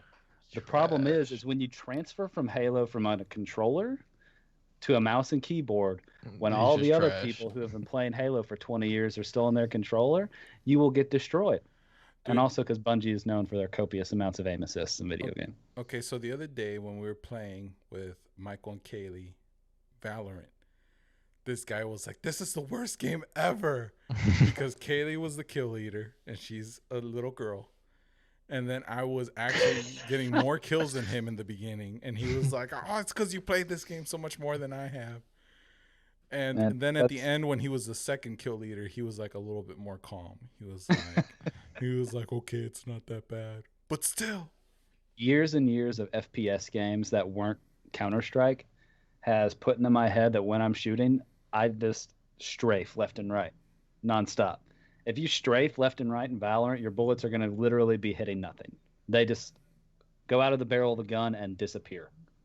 So that is why I get frustrated. But I do want to talk more about the rhythm games because I want to ask Elson, have you played any rhythm games growing up? I already know the answer to this. I just want to hear the story. Yeah, thanks for that, dude. You kind of put me on the spot there. I have been known to dabble back in the day, okay, in some DDR. All right, I don't know if you guys used to play that. I tried. I was terrible. Dance Dance Revolution. Okay. Yeah. Little. Sorry, go ahead. Let me tell you my experience with Dance Dance Revolution. All right, so me and my best friend, my childhood best friend, we went to an arcade, and we were supposed to be chaperoning, and we said F that. And we went to go play games and just left like my sister and brother-in-law to their own devices while they were dating. And there was these two guys in their 20s playing DDR, and me and my friend were mesmerized because they were playing on like insanity mode. Dude, they were so hardcore that they would hold on to the back bar to like elevate their body to tap faster. Like these dudes I feel attacked. These dudes were insane. Dude, it's pure admiration, man. If you could do that, that's like insane. I don't like my fat chunky butt cannot do it. It's impossible, okay? But so these two guys, after like an hour like of drenched in sweat, just getting off of the machines, and they're like, "All right, we've done what we came here to do," right? They walk like freaking warriors off of those dance pads. And me and my friend are like, "All right, it's our time to shine." Both me and my friends were pudgy. And as soon as the game starts going on easy mode, we start missing every other freaking arrow. And all we could hear is like a little group of girls like just pointing and laughing at us as we were playing the game. And it was just... I never have been so thoroughly defeated by any other game than Dance Dance Revolution. Oh, dude, DDR was my jam back in the day. Like, if you want to talk about the birth of a weeb, like that was it. That was it. I don't even know how I got started. I think it was like, it was definitely in middle school for me anyway. And, as you do in middle school, you go to the mall and because there's nothing else to do, and you just walk around. But my local mall at the time, installed a DDR machine, and, me and my friends would just hop on it, get ourselves, a few quarters, hop on top and then just freaking wail out to Butterfly, on DDR. Like, and yeah, man, and eventually it just kind of got out of hand, and we all like wanted to be like really good, and we'd all show up in like sweatpants and sneakers, like Air Force Ones or whatever, and we just go absolutely nuts on that thing. And that was at the mall, and then like eventually we were like, me and my inner circle of friends or whatever, we were like, dude, we gotta step it up. We gotta take our talents outside of the mall. We're too good. We're too good at this game. Like there's nobody as good as us in this mall. We have to go find, more competition. So, at the time I was living like kind of like in the New York City area, and we'd go to Chinatown, and in Chinatown there was like an old CD arcade called Chinatown Fair. There's actually been like documentaries made on it and stuff, and we'd go there, and there's always like a ton of people there. You got to put your quarter on the machine, your quarter, and that's like your spot in line, for your turn. You got to save your turn, and then we'd hop in there, and when it was our turn, pick the hardest difficulty song, and just hold on to that bar and just go nuts and look like absolute idiots, but impress the shit out of all the other weebs. Bro, that sounds like an episode out of like a straight out like video game manga. That sounds like a training arc in an anime. Oh, dude, it was my own little mini tournament arc. There was always like the regulars there who would come in from all parts of the city and whatnot, and always challenge you and ask you to do different songs, harder difficulty. At one point, I was like sweaty enough where I would like use the entire pad at the same time. Like all 8 arrows, for a song. Yeah, Good man, Lord. it was. So you were basically that kid in the arcade, like when the people all thought they were really good, and they're like, no one could beat us, and you're just like leaning against the back wall with your hands in your pockets and your hat down, like an anime. Like an anime, just like. Did somebody challenge me? Yeah, it's like from my point of view, and you're flipping a quarter through the air, like you're weak.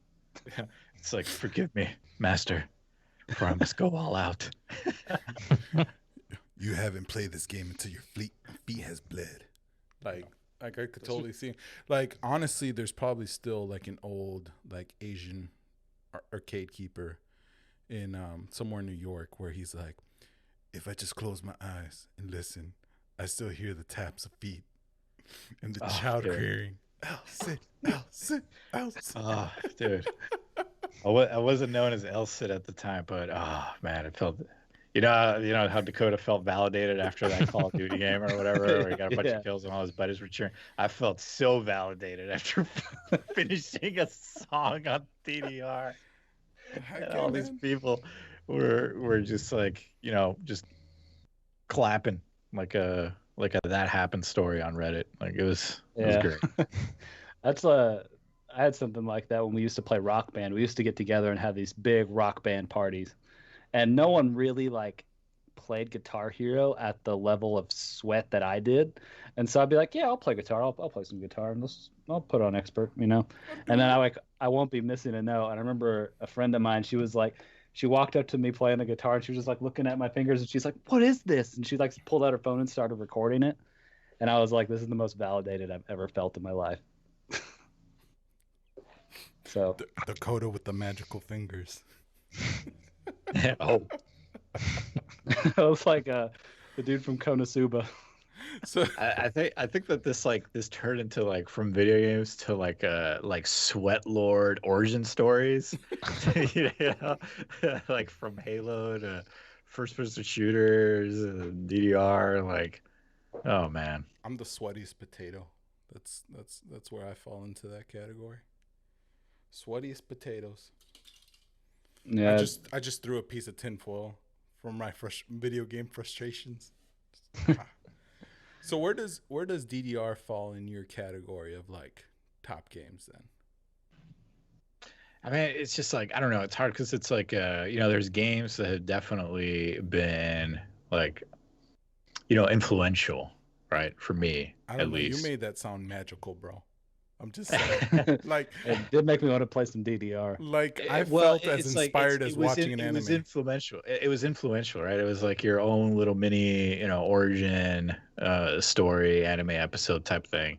I don't know if it's like one of my favorite games, but it's definitely like one of the ones that I remember the most, and definitely had a lot of impact growing up, just because it was like just the thing you did. You went to the arcade and you got together with your buddies and you would go, and that was like our main game, right? Mhm. Like, so for me at the time, it was that and Street Fighter, like fighting games, which I don't know if you guys played any fighting games, growing up or now, but it's like those were the two main things.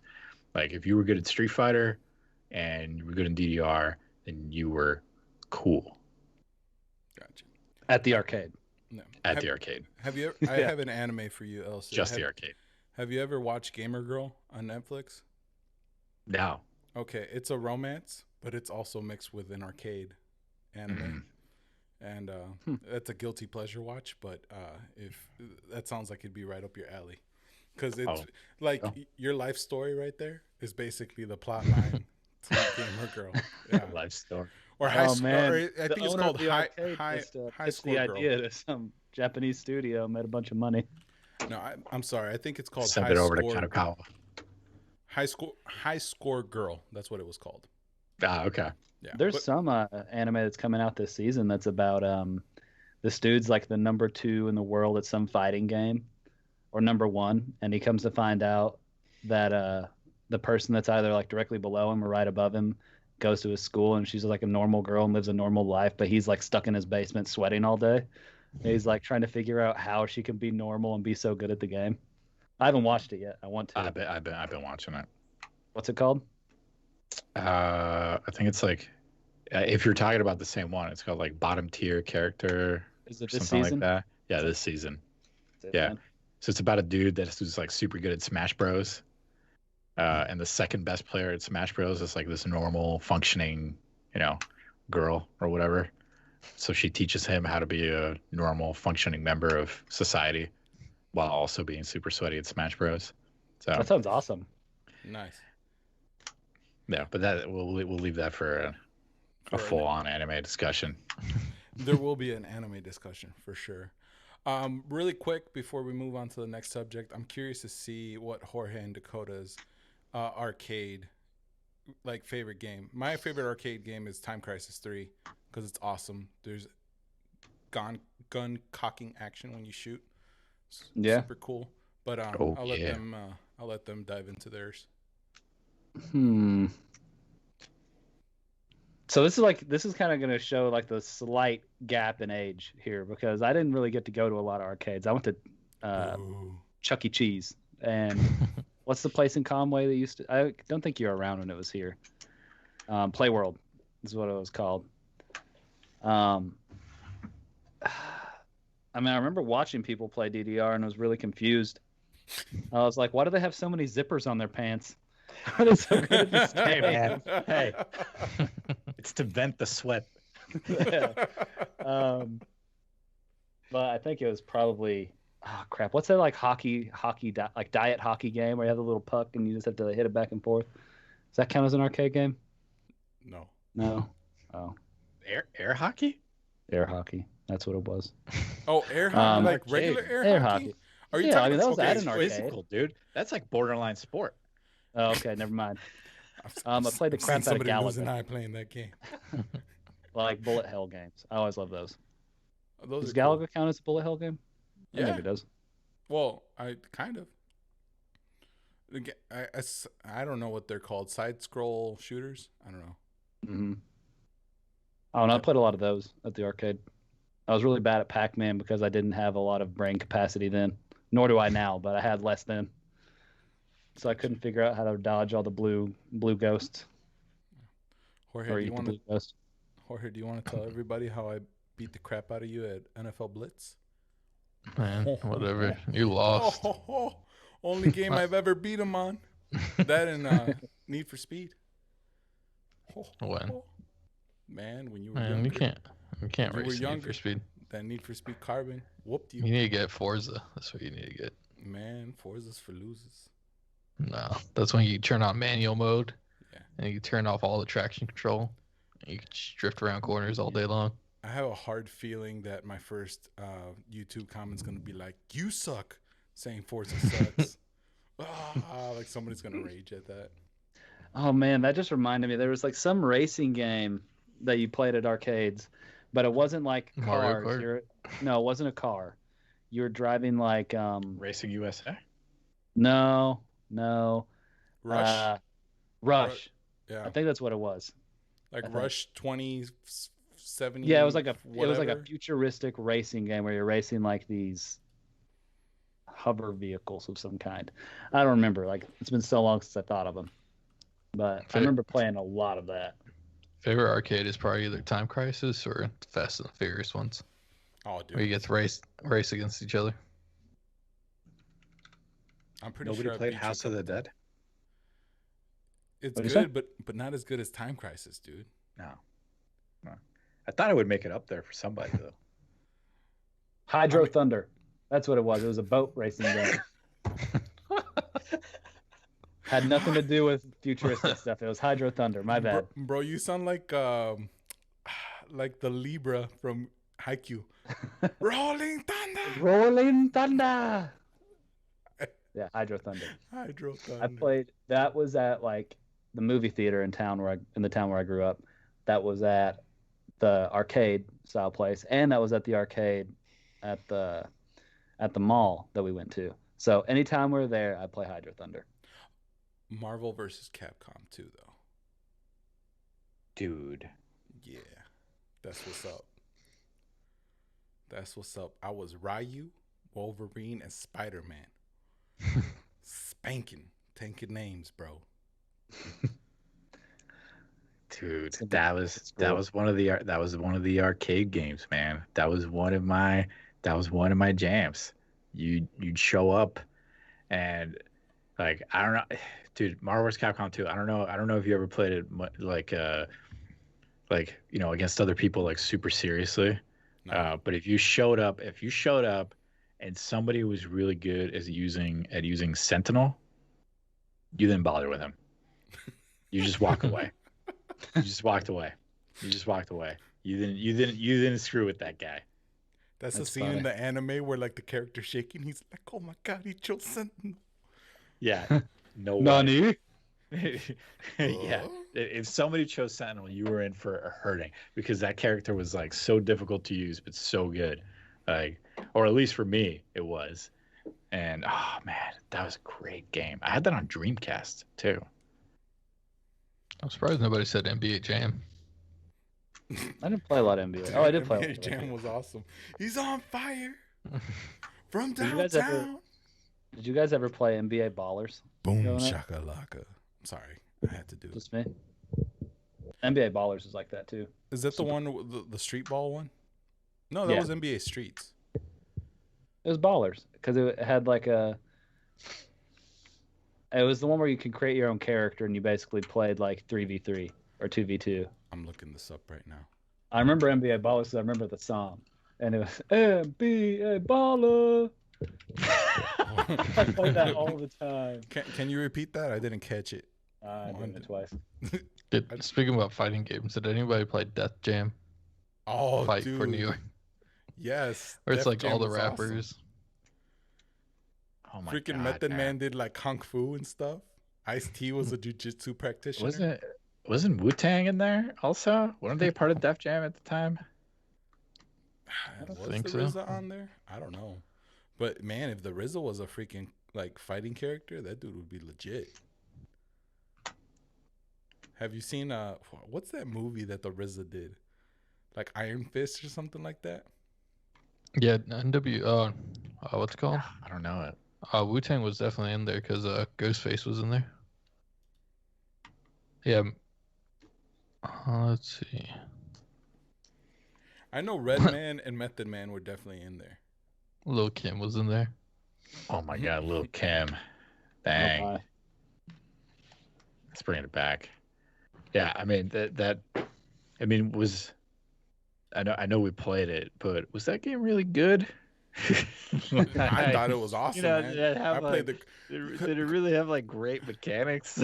No, it did, because it was kind of like the WWE games, and then you could choose your fighting style. So there was Street Fighter, submission specialist, wrestler, martial arts specialist, and like a boxer, and like you could choose, like it like mix the styles, and it was pretty dope. So you could have Redman as like a Bruce Lee, like kung fu style, or you could switch his style to like a boxing. No, square up. The created characters, like the ones in the story, all had their specific fighting style. But the main like the one that you created, you can mix up the fighting styles. Dude, Exhibit was in that game. Oh man. To the Z. That was a good game. I heard you like fishes, so I put fishes in your car. What? From Pimp My Ride, and you always say something like that.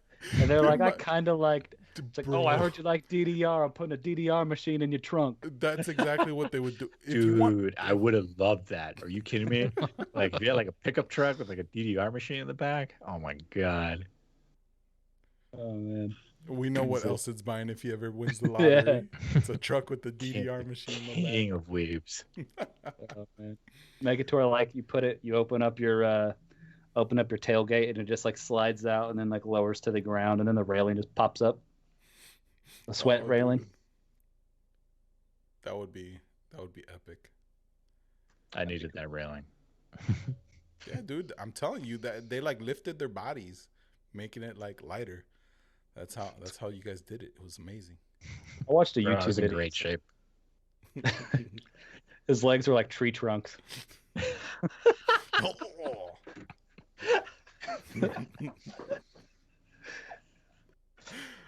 Okay, so I think the moment has come where you guys have to decide what your top 5 are, and I'm gonna mention mine first because I've already mentioned them, and one of them came up earlier. So number 5, Destiny.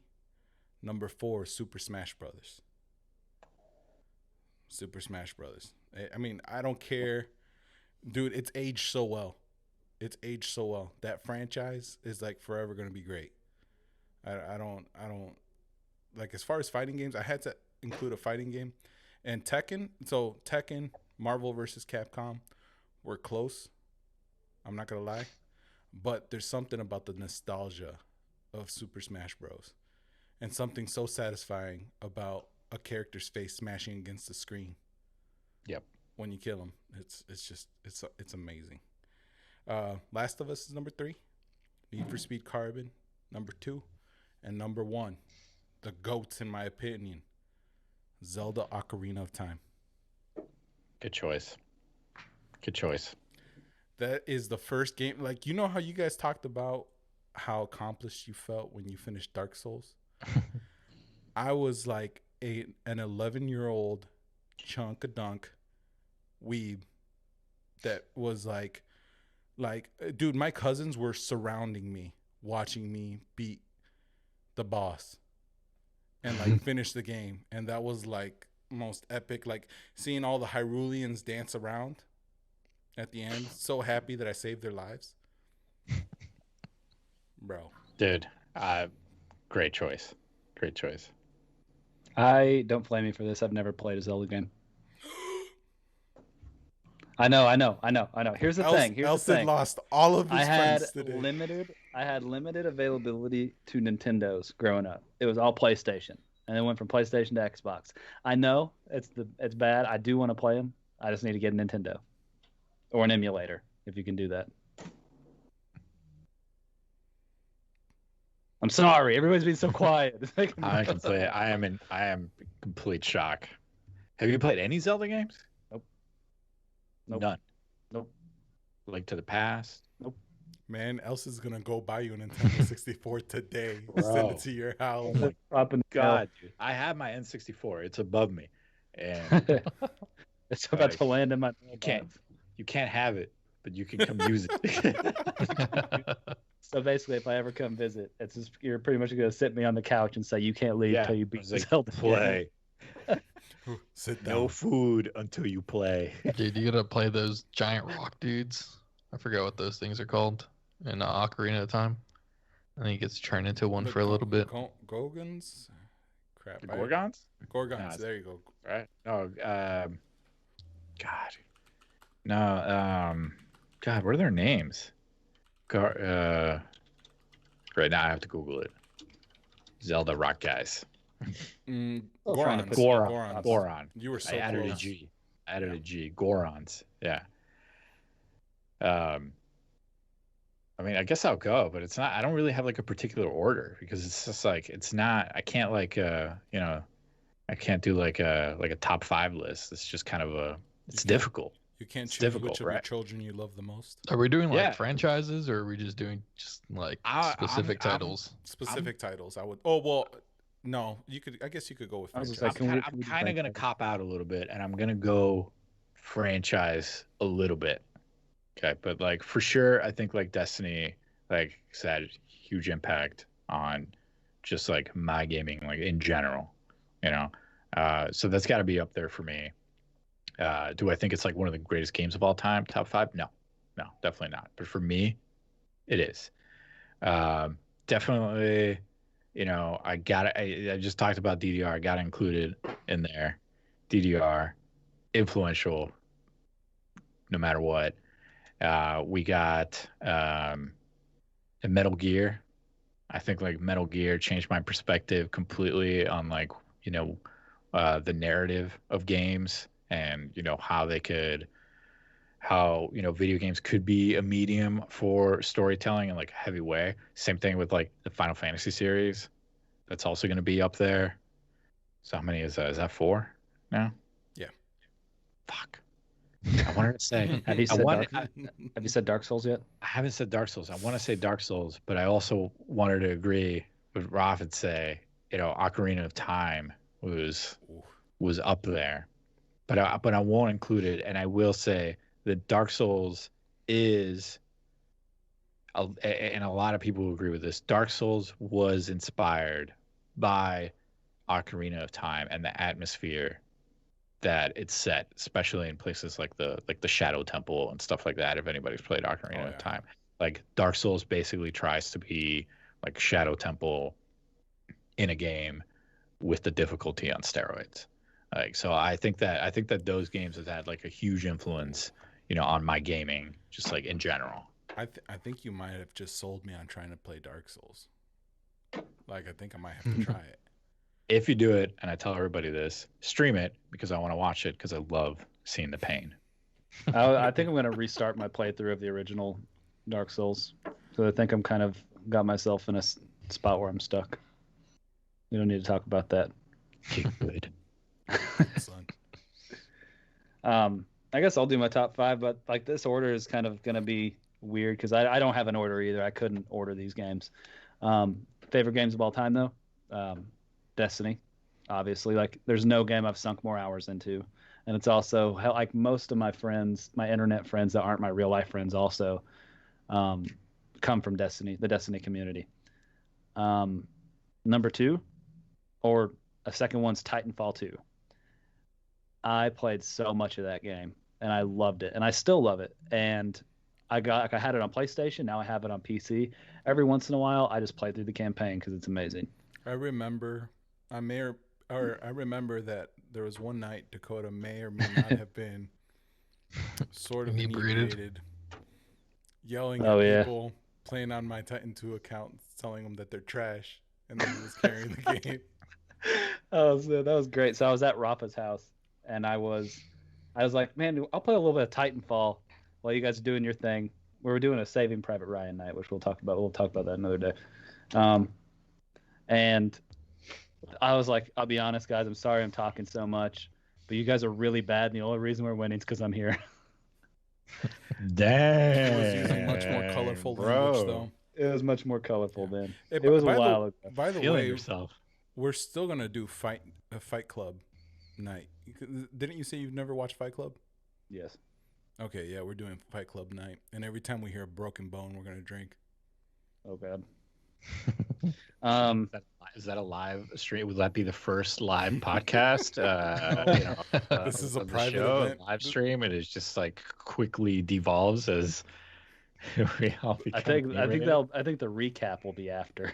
The Yeah. recap will be the next day. That's gonna My be. wife just my wife just handed me a beer. It was just Bro. as soon as I said inebriated, a beer comes into my hand. It's almost like the Doctor Disrespect thing where Magic. the hand just appears. Yeah. But Titanfall 2, Skyrim, because before Destiny, that was the game I played the most. I love Skyrim. Then number 4, I'd probably say like the Souls, like FromSoft games in general. And I've only played Dark Souls 3, Bloodborne, and Sekiro, but I've loved all of those games, and they're all awesome. That's a little bit of a cop out because it's 3 different games, but It is allowed. and then cool, and then probably there was another one I thought of, but right now I'm thinking the Uncharted series because I played so much of the Uncharted series growing up. Growing up. Yeah, I mean, and also as an God adult, damn. but also when I was growing up. He's a baby. Oh, Uncharted. Freaking Zoomers. Uncharted. When did the first Uncharted come out? 2007. So I was 15. So 15 on. All right. The babe of the group. No, it's my turn. Yeah. Halo 3, obviously, for good reasons. I was like, Halo It 3, goes in 2, this order. Halo 1, Halo Reach. You know, I'll just throw the Master Chief Collection in there. It has all of them combined. Okay. We're good. Probably MW2. The story was really good, and that was like the first time I got like recruited into a clan. They're like, "Man, you're good. Come and join." I was like, "All right, bet." Rooted. Heck yeah. Phase. Heck yeah. Phase up. No, I'm part of Optic, all right? I don't do none of that trick shotting stuff. He was optic unknown. Yeah. I think I was going to say Modern Warfare 2 is one of them, but I forgot about it. So it's also like tradable somewhere in there. I remember one of like my favorite RPG games growing up was like the original Fable. That was a lot of fun. That's a great game.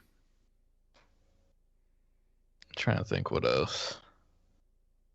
Recently, just because it's a newer game, I've been liking Apex a lot. Mm-hmm. New season looks fun. Spa- Probably the. Oh, sorry, go on. Go ahead. Loba. Go ahead. That's all I'm gonna say. Loba. And Best then character. probably just because it's a sad game and I really like it, it's The Last of Us. That was a Yeah. good RPG. I guess I gotta play it, man. Dude, Dude, it's you- great. Definitely worth I it. still haven't played number 2 though, and that's just because I don't have a PlayStation because I sold it. Ugh, but what can you do? All right. Apex basically just die at Titanfall. Yeah. Yeah, I can see that. It's a battle royale Titanfall. All right. And the question that I like to end I'm going to start ending all my shows with when we're talking about a specific type of media. Do you think video games can change the world? Just for everybody, or is this for me? Everybody has to individual answer. person. This is some galaxy brain shit, man. Yeah, bro. We're going to dive deep into this one. I mean, I can say they've definitely changed my world. At a minimum, right? So, I know that for me, it was my introduction into a lot of other forms of art, I could say, right? Like music, writing, storytelling. Okay, I said this already, but like art itself, like artwork.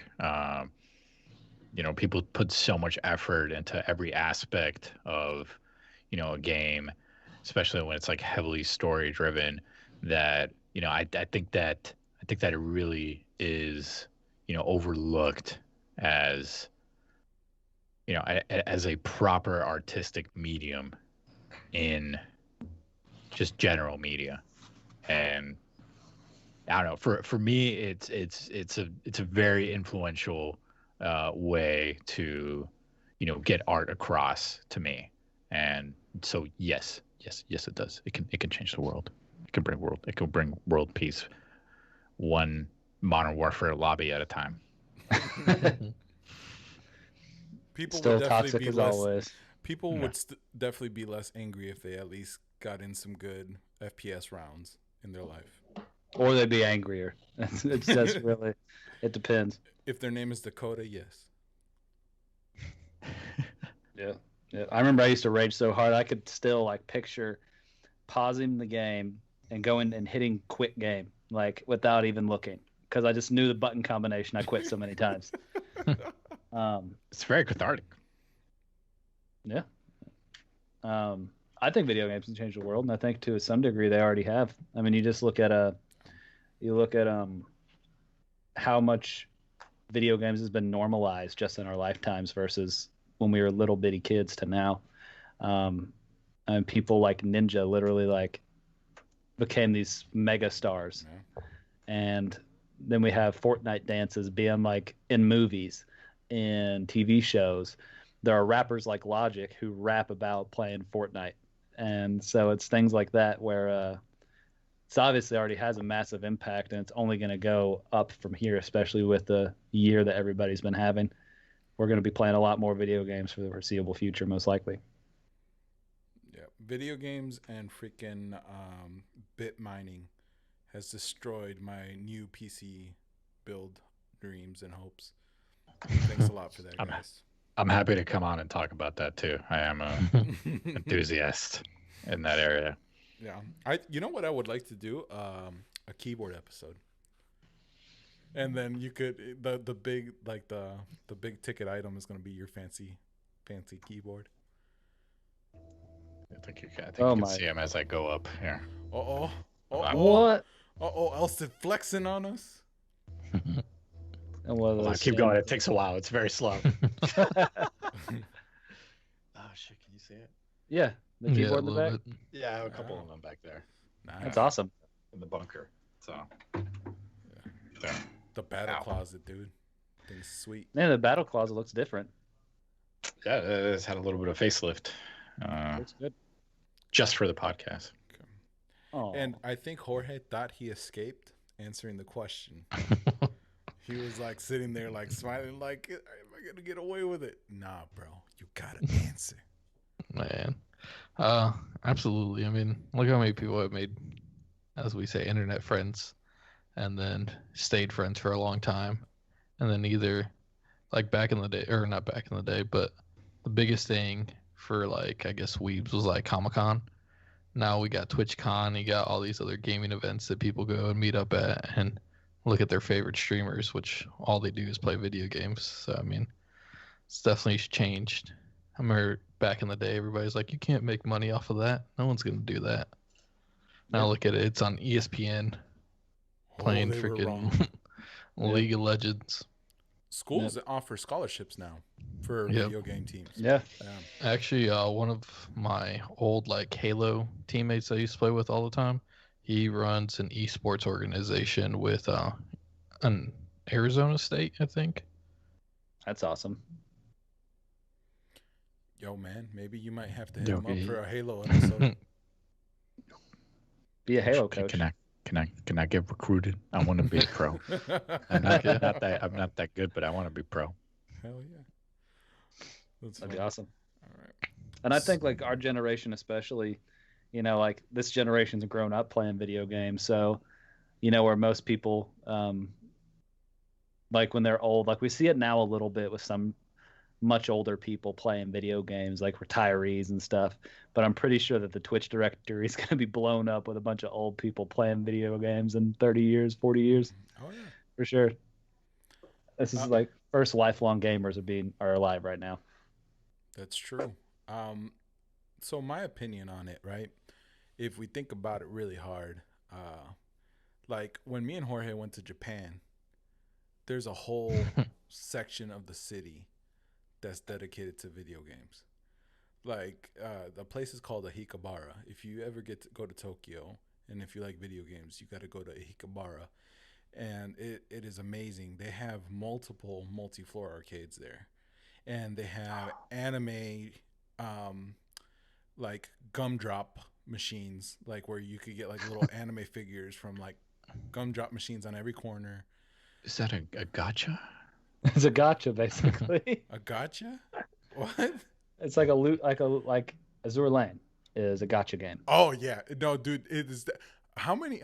Dude, how much no. money did we spend on those things? So, no, the worst part is you go to these multi-floor arcades. One floor is all claw machines, Oh, and it's like these freaking giant like Dragon Ball Z figurines or like Demon Slayer figurines, and you're like, oh, that one looks sick. I'm about to go get it for like 1 yen or 100 yen, which is like $1.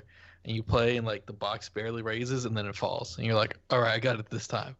And you keep doing that for like 18 turns, and you're just like, I spent as much money as I could have just bought this like down the street. Jorge could have bought like 6 Goku action figures for how much he tried to get just one. But And I was so close on one. I was like, screw he was this. so close. Yeah. So okay. So going back to my thing. So, and like anywhere you go around the world, everybody knows who Mario is. Right? I mean, it might be your cousin, but it's also the little plumber who has a brother named Luigi, right? And like almost everybody knows who Sonic is. So obviously, video games is very much part of pop culture. But also, if you think about it, like with stuff like Neuralink coming out, stuff like Sword Art Online, that is like a possibility. Maybe not in our lifetime, but in the future. Like we might just be a bunch of people plugged into like machines, just trying to, that's how we go into the office, and then that's how we all stay safe from like the next crazy pandemic. We just plug into this virtual reality world where we're playing like super crazy 3D games where we have free reign of playing around, and we could even eat and taste food in the freaking video games. It'd be a good way to stay in shape because you're not eating real food.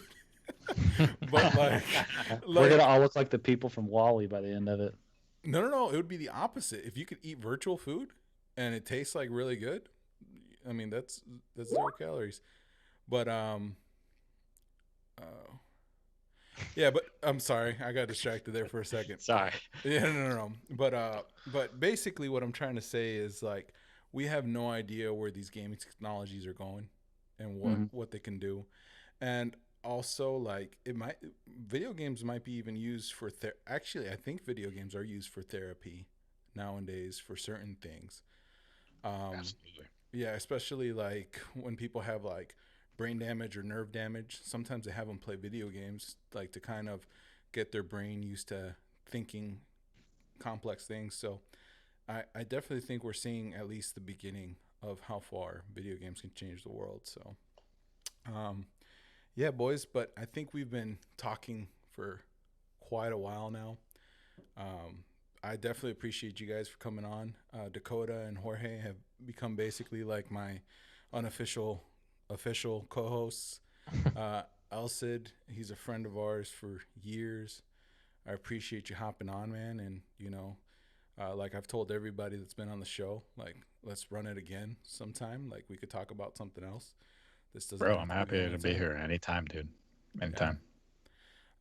Yeah, but I don't know if you guys have any closing comments. Or actually, I think we should start a new tradition that the special guest, or at least the person that's been on the show the least, has to make the closing comment.